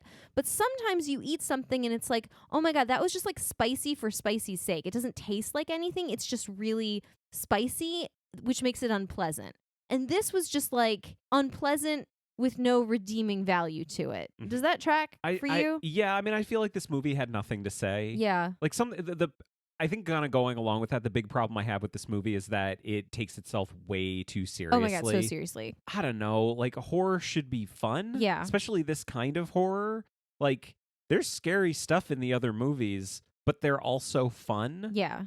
Without being a comedy. Yeah, yeah. So anyway, people start getting turned. The mom or the stepmom is definitely, well, she's the mom of the boy. Yeah. She's definitely the first to turn. So we have the whole thing of like, it's not my mom. It's not my mom. I'm scared of her. It's not my mom. And can I he describe actually, this? Yeah. I was good. Well, I was about to describe it. Please go on. I'm just saying, like, again, like the sort of like graphic horror without anything to back it up is like we see the little boy see the mom's real body disintegrate. It's disgusting to watch. He witnesses this and then turns around and his quote new mom is like naked in the closet saying like, hello, son. Hello, I am a normal person with human skin. Yeah, so it's not just like I have a feeling something's wrong. It's like, no, he witnessed something horrifying and no one believes him. So like him then saying like sitting at the breakfast table saying like in the saddest little voice in the world, like, that's not my mom. My mom is dead. That upset me greatly. And I like the little boy was the best actor in the whole movie by a mile. Yeah. Okay. Yes. No, he was. That's. And I feel bad saying this. That was one of the only things I liked about it. Yeah. I'm sorry, the only thing I liked was the thing that truly upset you, but that to me is evidence that it worked. Well, the thing that you keep telling me is, well, the fact that you're upset means that they achieved their goal, which I guess what I would say is I don't want to be upset. So But it is fuck you. It's our very spoopy Halloween episode. Yeah. So we watched horror movies for it. Yes. We could have watched much worse. I mean, listen, I was more upset by the little boy saying that's not my mom is dead than the little boy getting thrown out of the helicopter. Oh, yeah. I feel like, okay, I wanted to talk about this like right from jump, but I didn't. So I'm going to talk about it right now. Okay. This is not something that I feel like comes up on the show very often, but someone loves this movie. And I don't want to poop on a person loving a thing, but Roger Ebert loved this movie. Yeah. And Roger Ebert was a dude that like I love. He was never the kind of person you had to agree with 100%, but he loved movies. Yes. And I have a lot of respect for that. And that's great. And I like Roger Ebert. I think he was great. I think he was a good critic and it's funny stuff. He loved this movie and also did not like the 1978 version. So he saw this when it premiered and his review is 4 out of 4 stars. And like not only did he think it was better than 78, he thought it was great. And I want to read like a selection from his review. Yeah, I so misguided is this, and as you say, Roger Ebert is like a well-respected person. Yeah. I almost feel like he's like playing a trick on us from beyond the grave. He's Yeah. like, I'm gonna write an effusive review of something that is so terrible that no one could ever possibly think I was serious, and like see what happens. I mean, the thing that shocks me about this, before I read this excerpt, is like Rotten Tomatoes scores. I think people misunderstand Rotten Tomatoes scores. This movie has I think it has like a 70% on Rotten Tomatoes. The new one, by the way, that we're going to talk about afterwards has like a 19%. Uh-huh. And just the idea that 7 out of 10 critics walking out of the theater thought, no, this is good, confuses me. Yeah. I'm not like mad about it, and I don't necessarily think they're wrong. I don't understand. Yeah. And that way, and what I'm doing right now is I'm defending myself against someone saying you just didn't get it. Clearly, I didn't get it. Yeah. Clearly, I didn't, because I thought this was garbage. We frequently, I think, run into this sort of Emperor's New Clothes situation here on the podcast, and it's funny because usually we're united in it. We're both like, I don't know what this is. Yeah. And it's very confusing. So anyway, you're going to read some excerpts from Roger Ebert's review. Most important, for a horror film, there are scenes of genuine terror. One shot in particular involving a helicopter is as scary as anything in The Exorcist or Silence of the Lambs. And the fright is generated not by the tired old slasher trick of having someone jump out of the screen, but by the careful establishing of situations in which we fear and then our fears are confirmed. As sheer movie making, it is skilled and knowing and deserves the highest praise you can give a horror film. It works. It doesn't work. No, like I have like 5 different problems with everything he said. Like the idea that anything in this is as scary as even the dumbest stuff in The Silence of the Lambs, it blows my mind. Like what he's talking about, spoiler alert, obviously. I mean, you already talked about the fact that the kid gets thrown out of a helicopter. Yeah, yes. It's towards the end of the movie. The mom has been turned. The dad has been turned. He's dead now. Like, and they killed the double. Yeah. She and her, like, Army pilot boyfriend who they have who is nothing. He's nothing. He's just a haircut. He's absolutely a haircut nothing. And a chin. They get in a helicopter and they take off, but then because she's looking for her brother, she can't find her brother anywhere, and suddenly he runs out at her. And the whole thing was up at right before this. The boyfriend found her right about to be disintegrated because her double was like fully formed. Yeah. But he managed to separate them right at the last minute. And the double like blend, that kind of thing. Yeah. And he got her out of there. And if you recall, they're trying to hide in plain sight on their way to the helicopter and they run into the friend.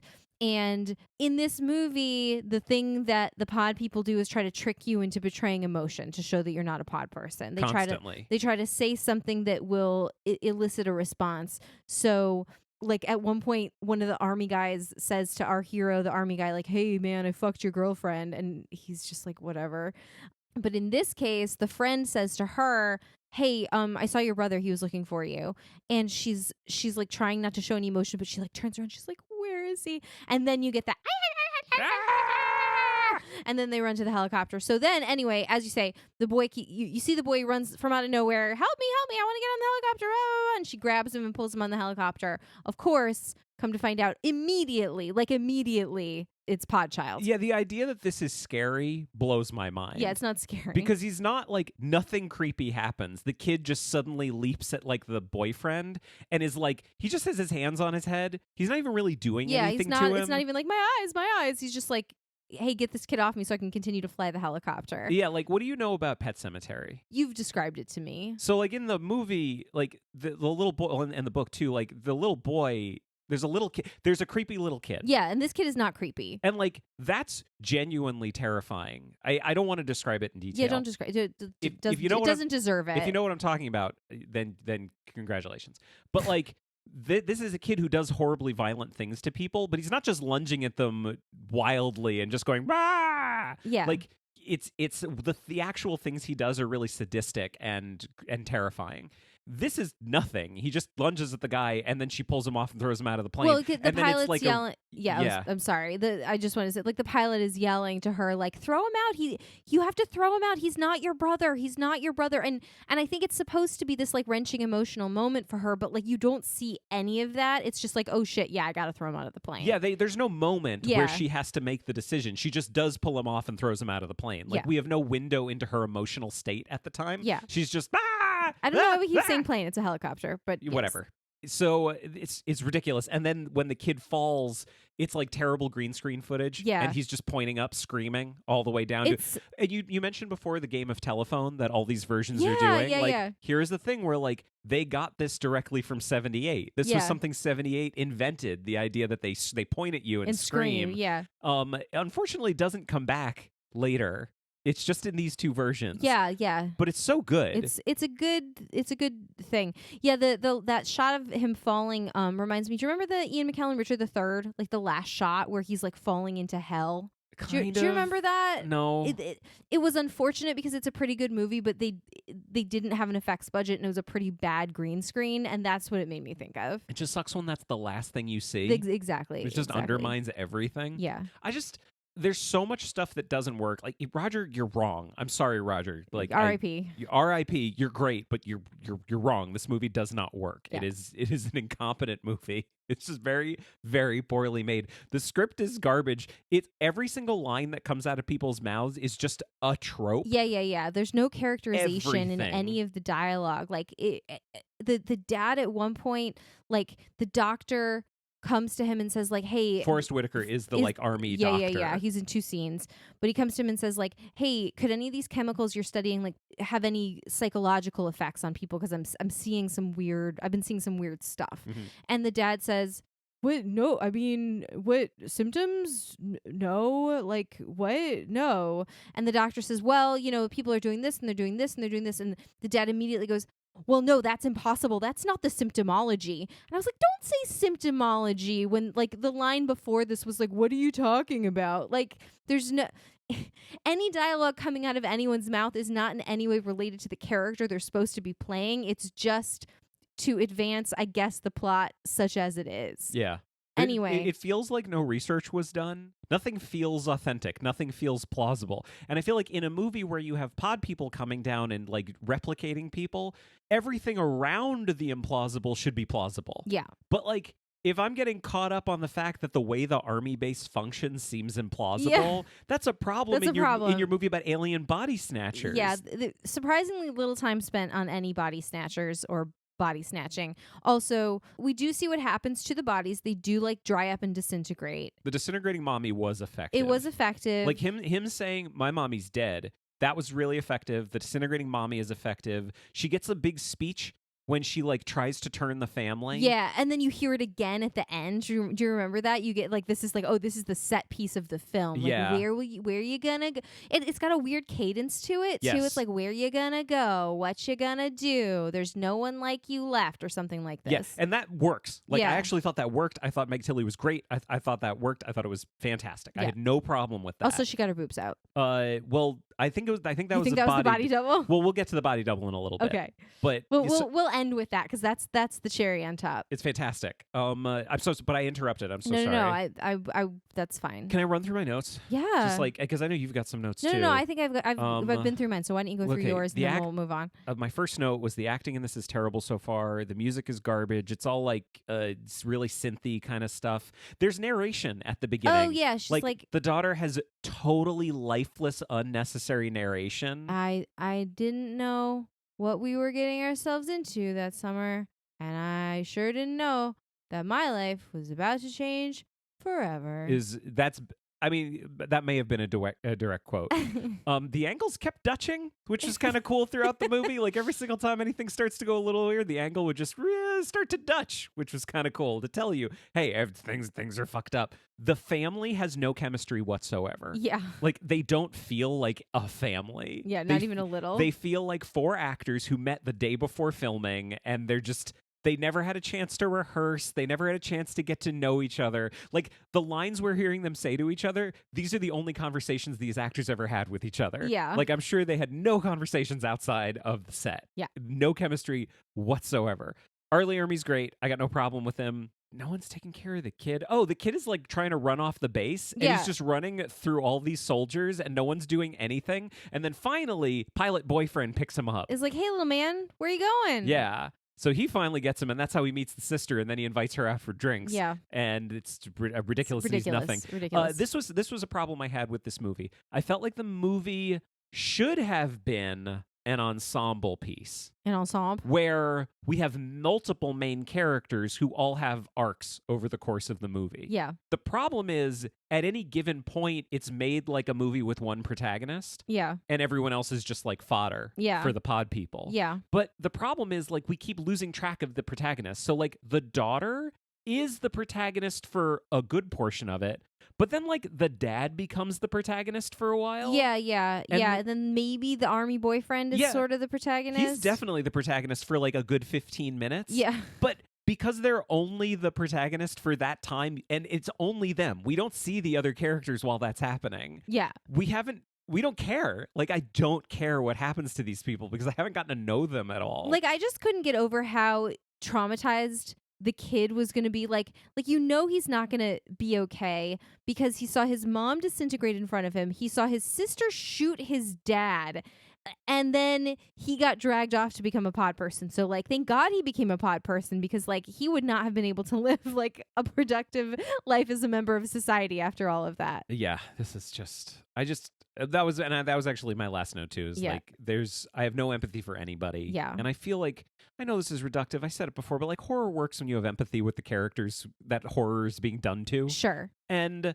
like, there's the scene where I think it's one of the best scenes in the movie where Meg Tilly is giving her little speech to the dad. It would be so much more effective if I gave a shit about the dad. Yeah. But I don't give a shit about it. Yeah, the dad and is like nothing. the daughter's not even in the scene. She's upstairs. Yeah. Why is our main character not there for the best scene in the movie? It's just the dad. Yeah. And then when like, it's Tim is the army boyfriend. Oh, okay. When he has his scene later where his like roommate is telling him I fucked your girlfriend, like, I don't care. I don't care. I don't care that this horrific... he's, like, trapped in his house with them. Like, I don't care. I don't care what's happening because I hate army boyfriend. It didn't occur to me until you just said it just now. But, yeah, she's not in the room with the stepmom when she says that. So how is it the stepmom's words are echoing in her head at the end when they're escaping in the helicopter? Like, she never heard her say that. That is true. Yeah. Oh, God damn it. Yeah. Oh, fuck this movie. Yeah. All right. Can we just talk about Meg Tilly and her body double for 1 second? But let me just say the end. They get in a helicopter and they blow they have an army helicopter with a lot of missiles. So many missiles on this helicopter. And like infinite gas. And like Stallone in Rambo 2 style, they blow the fuck out of the army base. Yeah. And they blow up everybody. And they manage to get away and it's only the two of them. But like, yeah, maybe our pod people did get beyond. Yeah. But like it's dumb. It is dumb. It's dumb. Okay. So real quick. The mom gets her boobs out. Now, for people who don't know this, Meg Tilly is a famous sister, Jennifer Tilly. Yes. Who's been in a million things and is great. Oscar nominated. In the credits, towards the end of the cast list, it just says, Meg's double, ... Jennifer. And I thought, holy shit. Was Jennifer Tilly? And I am sure that reaction is exactly what the producers wanted to have happen. Yeah. Because I just kind of assumed it must be her sister. And I went online and... did no search, and I actually was texting a friend of mine and saying like this crazy thing happened and no one knows anything about it, but then I actually looked and it turns out lots of people have addressed this question. Yes. Meg Tilly wrote a post on her blog and I want to read the entire post right now. It's so good. It's not super long. Okay, I heard there was rumors floating around that my sister was my body double in Body Snatchers. Come on, people, grab a brain. Why in the world would my sister, a well-known Oscar-nominated actress who has way more movie and TV credits than I could ever have dreamed of having, fly all the way to Mississippi to be my body double in some second-rate movie? The very idea is ludicrous in the extreme. The woman who was my body double in the movie was a stripper at a local club. I remember being upset when the director cast her as my body double because although she had a beautiful body, her breasts were enormous, nothing like mine, and I felt he let his crotch get in the way of his artistic judgment. I don't remember what her name was, but I do know that she just had a baby and didn't want her daughter to see the film when she grew up and know that it was her mother naked up on the screen. Who knows what her real name is, but apparently what they put in the credits was Jennifer, a common enough name, and most emphatically not my sister. Amazing. I am positive they wanted people to assume that it was Jennifer Tilly. Amazing. Positive. Amazing. It's great. Meg Tilly seems awesome. I'd love to take her for lunch or drinks. Like, yeah, the kid might be the best in the movie. Meg Tilly was the best actor in this movie. Yeah, the best adult. Kind of outclassing everybody. Yeah. And this is a movie with Arlie Ermy, who you've just found out about. I just found out is a name of a person. Do you want to move on? Let's finish this out. All right, let's do it. In 2007, as I said before, this has like a 19% on Rotten Tomatoes. I never saw it. I don't know anyone who's seen it.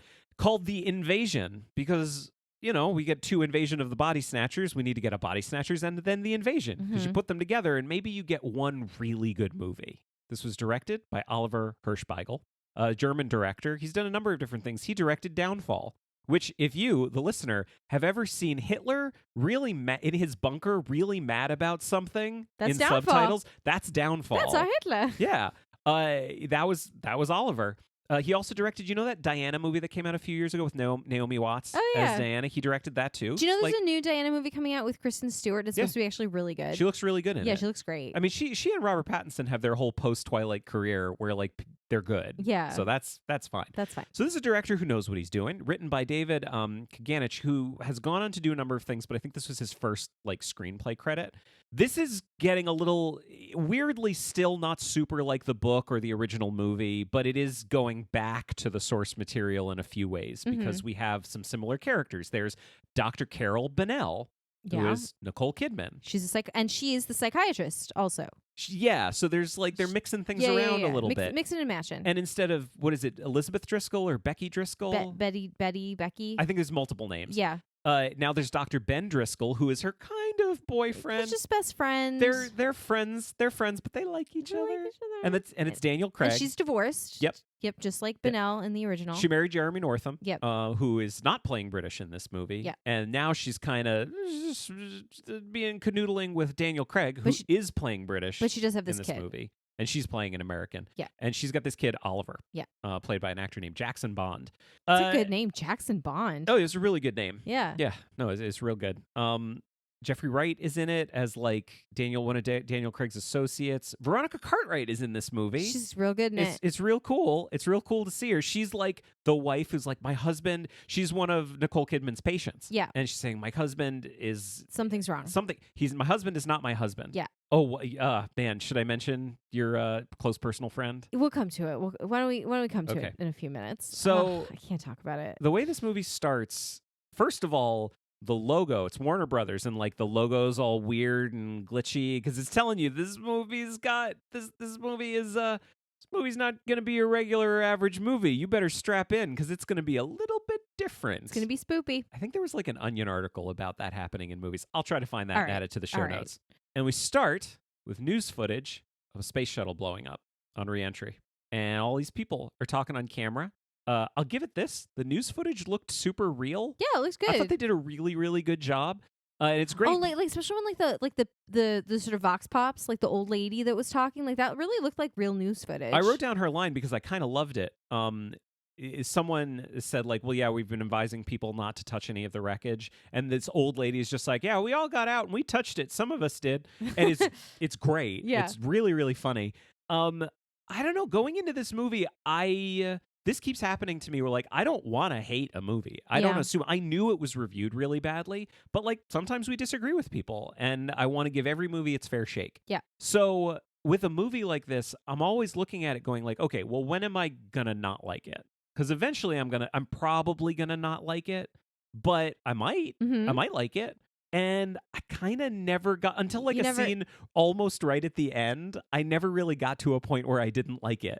I kind of liked this movie. Okay. I know you didn't, and I think that's worth talking about. But I didn't like it, like, for reasons that maybe well, I hope there's weren't, reasons. I guess what I'm saying is, like, reasons that maybe weren't related to the quality of the movie and more related to, like, how it made me feel. Which, again, horror movie. I know. First of all, I got mad at you because there's graphic descriptions of a person murdering a dog.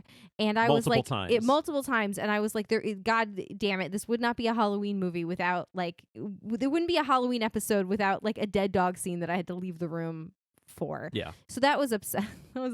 Like, Veronica Cartwright comes to Nicole Kidman and says, like, my husband, in addition to, like, acting weird, he murdered our dog. Like, he killed our dog. Like, in front of me. Yeah. And seemed to have no emotion about it. Yeah, like, it's horror. And like, went this out is and horrifying. threw him in the trash. Yeah. It's Bobo. Poor Bobo. And then there's another scene where, like, they're trick-or-treating and the dog is being really vicious and, like, the kid almost kills the dog. Like, it's very, very upsetting. Yeah, there's a thing that happens early on where, like, Jeremy Northam is, like, someone high up in government, and he gets infected immediately. Like, immediately. And before he even turns, like, he hasn't even gone home and gone to bed yet. Before he even turns, their golden retriever is barking at him. Yeah. And then he turns. Yeah, he turns. And later, Nicole Kidman, like, crashes into their garbage, and out of the garbage comes, like, the dead golden retriever. Yeah. And it's upsetting. There's just a lot of dead dogs. It's ridiculously upsetting. I don't know. The thing that made it okay for me is that, like, I always just remind myself these dogs were loved. Yeah. Like on set, the dogs were treated very, very well. Oh, like we are just acting. We are not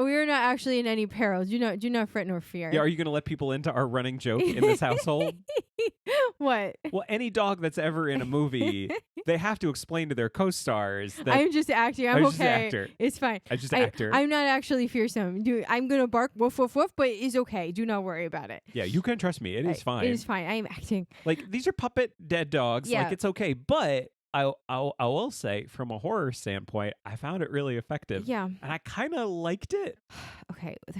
There's an elephant in the room Go for it. that we have to address. Just go for it. And like I almost You talking about Jeremy Northam's American accent? No. You're talking about Nicole Kidman's American accent. Neither are great. I'm just so glad that this movie has a 19% on Rotten Tomatoes, which means that nobody's seen it, which means that the COVID vaccine conspiracy theorists apparently have not seen it. Thank God, because I thought the elephant in the room was like there's a kid in peril the whole time. No, we're going to talk about the kid in peril in a second, but I'm just going to get this out there. The premise of the movie is that they're pretending there's a fake virus worse than the flu that people are getting infected by, and you better go get your vaccine, which is actually the thing that gives you the zombie thing. I thought the vaccine knocks you out so you go to sleep. Okay. All right.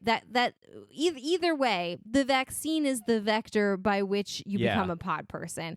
It is what the COVID conspiracy theorists think is happening right now. Like beat for beat, that's what it is. There's like signs up in the subways saying like make sure you get your vaccine, and there's like vaccine drives at the school, and there's like television commercials like you better get your shot. Like God help us if this movie had been incredibly popular. Like God help us all. And we all watched it every Christmas. And I was like, I have in all caps written, what the fuck? Because they're doing like this news conference about this bad virus and how did the vaccine get developed so quickly? That's very suspicious. Like, Jesus Christ, this is not good. I actually think the movie plays better now than it did in 2007. Yeah, but it's upsetting, and I just hope that I have not seen one single reference to this movie in the popular culture, and I do hope it stays that way because God forbid that's not what we need right now. Yeah. Okay. So, A of all, there's a vaccine that makes pod people. Turns you to pod people.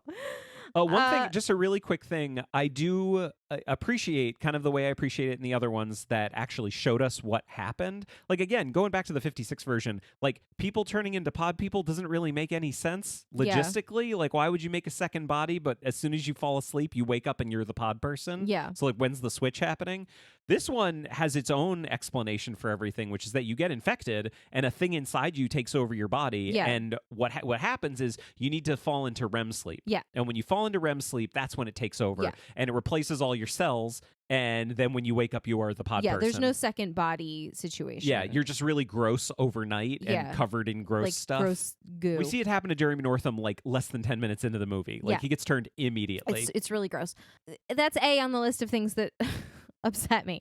B, someone that I actually knew personally, sort of, in a sense, who it makes me sad every day that he's dead, is in this movie, and it was nice to see Roger Rees as, like, I guess in his later life sort of made a career out of playing eccentric foreign diplomats because he's playing a Russian, but he's Roger Rees, and he's in the movie, and I did sort of know him, and we had several, like, deep conversations, and he was really, really nice to me, like, on a deep personal level, and I've talked about this before, but Roger Rees is in this movie. Yeah, you had to watch him almost turn into a pod person. Yeah. And he got all gross, but then they woke him up in the middle of the thing, and then he died. He died, and he's dead in, like... He was in one scene. He had one... there was one really good scene. But he got the final... Remember, he's got the final voiceover. That's true. When spoiler alert, a couple of them make it.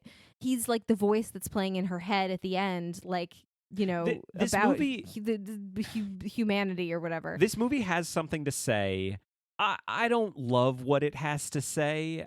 I guess I appreciate that it has anything to say rather than nothing. Yeah. But the basic premise of the movie is, look at the news. All we're doing is terrible stuff. All humanity does is terrible stuff to each other all the time. Wouldn't the world be better if we weren't doing those things? Yes. If we weren't human. Yeah. There is a whole scene that happens. The whole movie takes place in Washington, D.C. So even though some of the character names are the same, it really does follow like the beats of the story, Sure. even though the setting and the relationships have been changed a little bit and the scale has been changed quite a bit. Yeah.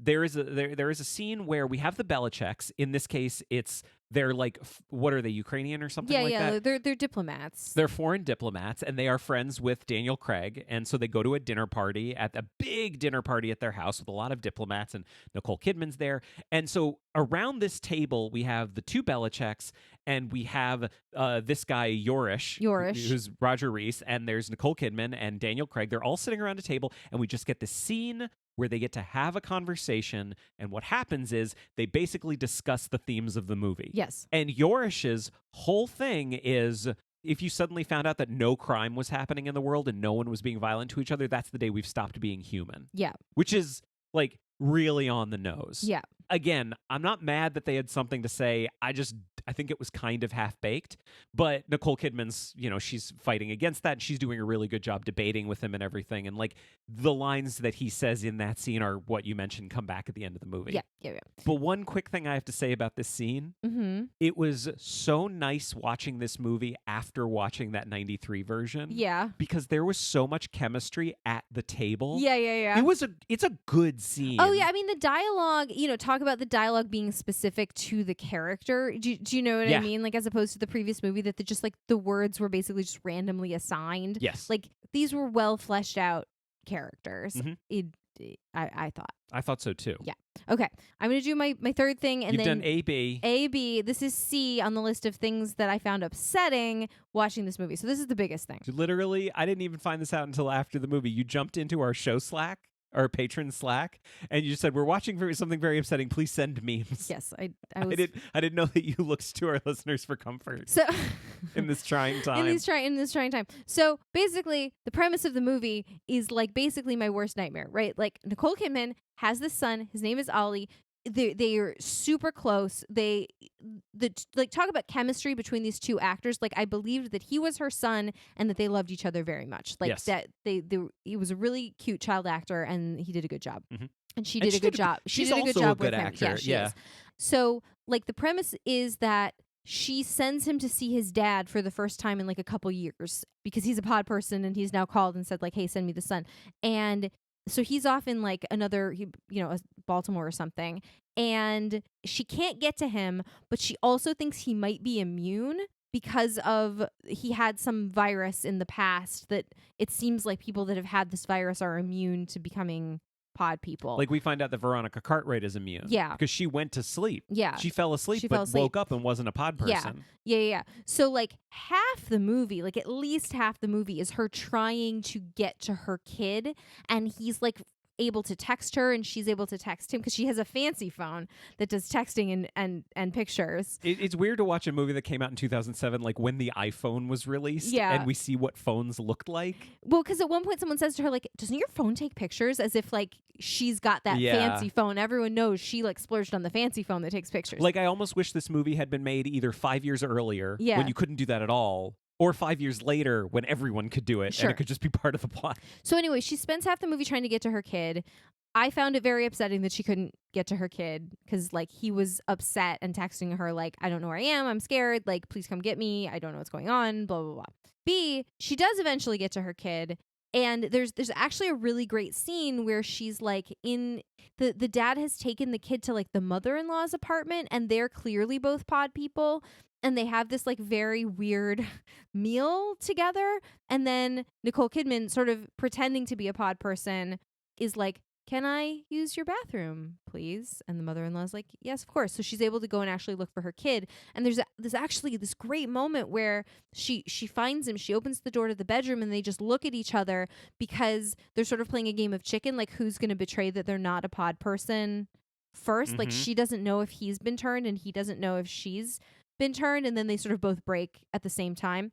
But I guess what I said to you was like, I don't see that she has anything to lose because if my kid's a pod person, I don't want to live. So I may as well just be like, you're not a pod person, right? I'm going to come give you a hug and show emotion, because if he exposes me, fine, we'll all be pod people together. And if he's not a pod person, great, we'll try to escape, which is what which is what they do. And then they spend the next half of the movie like kind of camped out in this like abandoned pharmacy, which it's great because I feel like a lot of times in movies like this, like I worry about like how are they eating, how are they drinking, how are they going to the bathroom. Like they've actually found Just put them in a Walgreens. Yeah, just put them in a Walgreens. They've got like tons of food, they've got tons of drinks, like we see they've got a bathroom, they've got any kind of pills or medicine that they could want. Like they've got everything they need right there. They basically could live there forever. They've got a break room full of pod people yeah, who are full all of pod locked people, in, you know. And like the thing about him giving her the shot of adrenaline in the heart I thought was really stupid and did not need to be in the movie. It did not add anything, I thought, like even a little to the film. I wish they had gone a little bit further with that because she's like explaining to him because she can't fall asleep because she's infected. Right. There's like a really great scene where she goes to get him.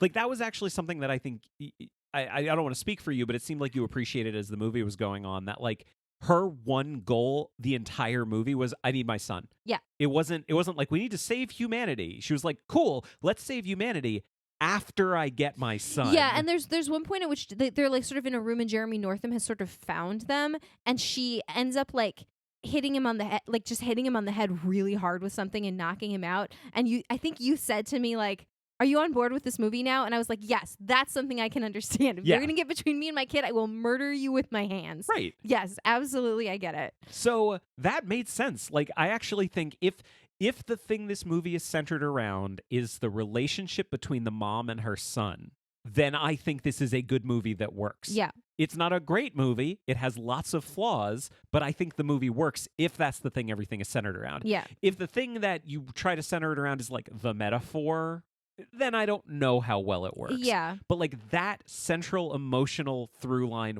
worked for me because I thought their relationship was really good. I guess just to wrap up sort of what I've been sort of talking about, and I'll let you get to your stuff. All I'm saying is my experience of finding watching this film unpleasant was perhaps more related to problems with me and like my trigger points than whether or not it's a good movie. Yeah. Is that fair? Because like of any movie that we watched, I was the most uncomfortable watching this. And I was mad at you for making me watch it. And I'm sorry about throughout the film. And I was not happy. And at one point I had my t-shirt over my head for like 10 minutes. Which to me tells me that it works. I get that's sort of what I'm trying in a roundabout way to admit to you that I understand, which is that I don't think this is a bad movie. I think I don't like horror movies particularly, and this one kind of hit me where I live. Yeah, I get that. Yeah. I totally get that. All right. Yeah. So go ahead. Let me try to get through. I got like three things. Let me try to get through them quickly.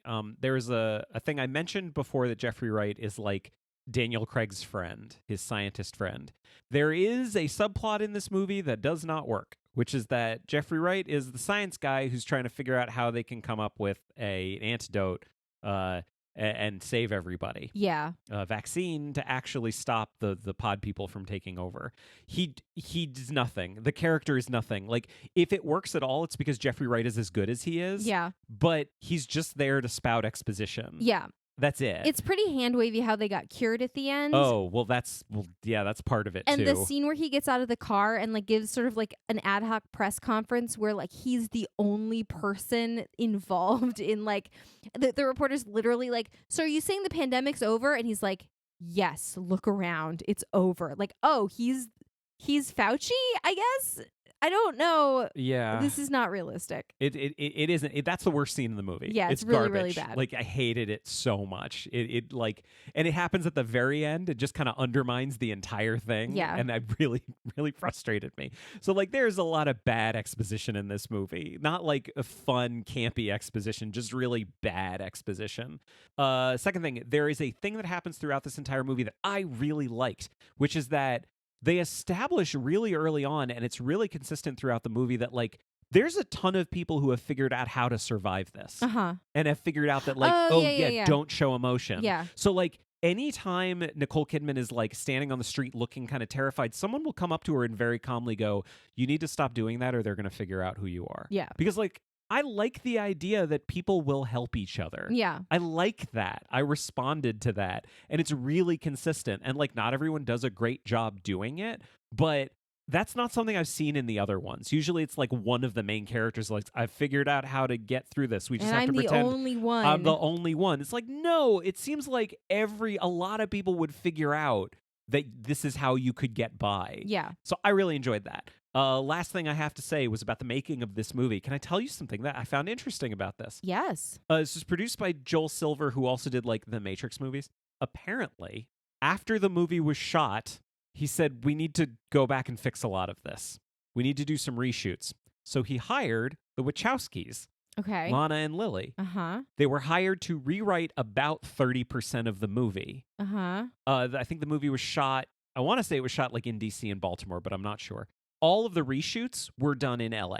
Okay. So a good amount of this movie is reshoots. Okay. There's like a huge car chase at the end. Okay. Yeah, I think a lot of that was reshoots. Okay. But I'm not sure. And all the reshoots were not directed by Oliver Hirschbiegel. They were directed by a guy named James McTeague, who was like a protege of the Wachowskis. Okay. He directed V for Vendetta Okay. from their screenplay. Sure. So he's someone who knows what he's doing.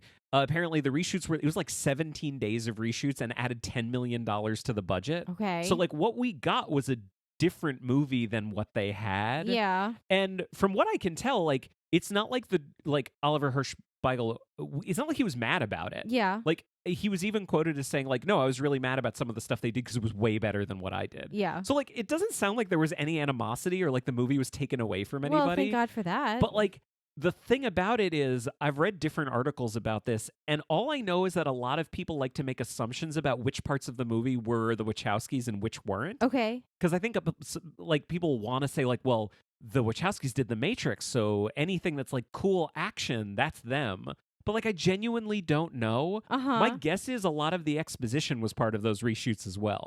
Because it felt really tacked on. Yeah. I don't know. It's like that's just a weird, it makes the movie make more sense because the movie is a little disjointed. Yeah.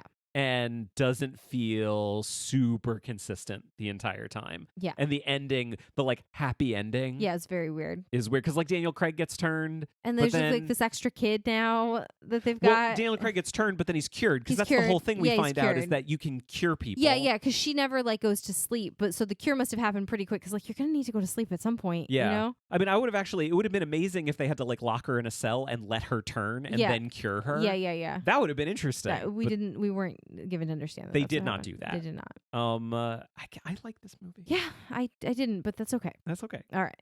Let's wrap this up. Do you want to do some quadrants? I do. All right. 1956. Do you think they cared about the source material? I mean, did anyone in the 50s like? No, I don't know. They didn't. No. I almost want to say they did because it was so faithful, but like I can't say that for sure. I don't. Was it successful? Sure. Yes. Yes. This is the best in class. 1978. Do you think they cared about the source material? They cared about the movie. They cared about the movie. They did add the cool thing about the scar on the back of the guy's head. Yep. So someone read the book. They did go back to the book. I'm gonna say yes then. Okay. Let's say yes. Was it successful? Yes. Yeah, definitely. 1983. Do you think they cared about the source material? No, they did not. I don't know what they cared about. No, they didn't care about anything. If anything, was it successful? No. We don't think it was. No. I'm sorry, Roger Ebert, but we don't think it was successful. We think it does not work. 2007. Do you think they cared about the source material? Yeah, I weirdly yes. Yeah, strangely. As different as it was, yeah. Like, there was enough that was related to the originals. Like I kind of think they did. Yeah. Was it successful? Yes. Yeah. Yes, it was. Yeah. Hugely amazing movie? No. But successful. Yeah. That's what I think. Happy Halloween, everybody. This has been Adapter Parish. If you'd like to find us online, we're on Facebook, Twitter, and Instagram at AdaptCast. You can join our groups on Facebook and Goodreads, and you can also find and follow me on Letterboxd. If you have anything to say that's longer than a tweet, you can always send an email to adapterparishcast@gmail.com. If you'd like to support the show, there are 3 great ways you can do it. First, tell a friend. Second, a rating and review on your podcast platform of choice would be greatly appreciated. Third, we are on Patreon. This show will always be free, but if you become a patron, you can get access to Adapter Parish Plus, our bonus show that releases every other week between episodes of this show, and our patron-only Slack community. It's been a lot of fun, and all the details are at patreon.com/adaptcast. Hey, What's up? you look really nice today. Oh, really? Do you think so?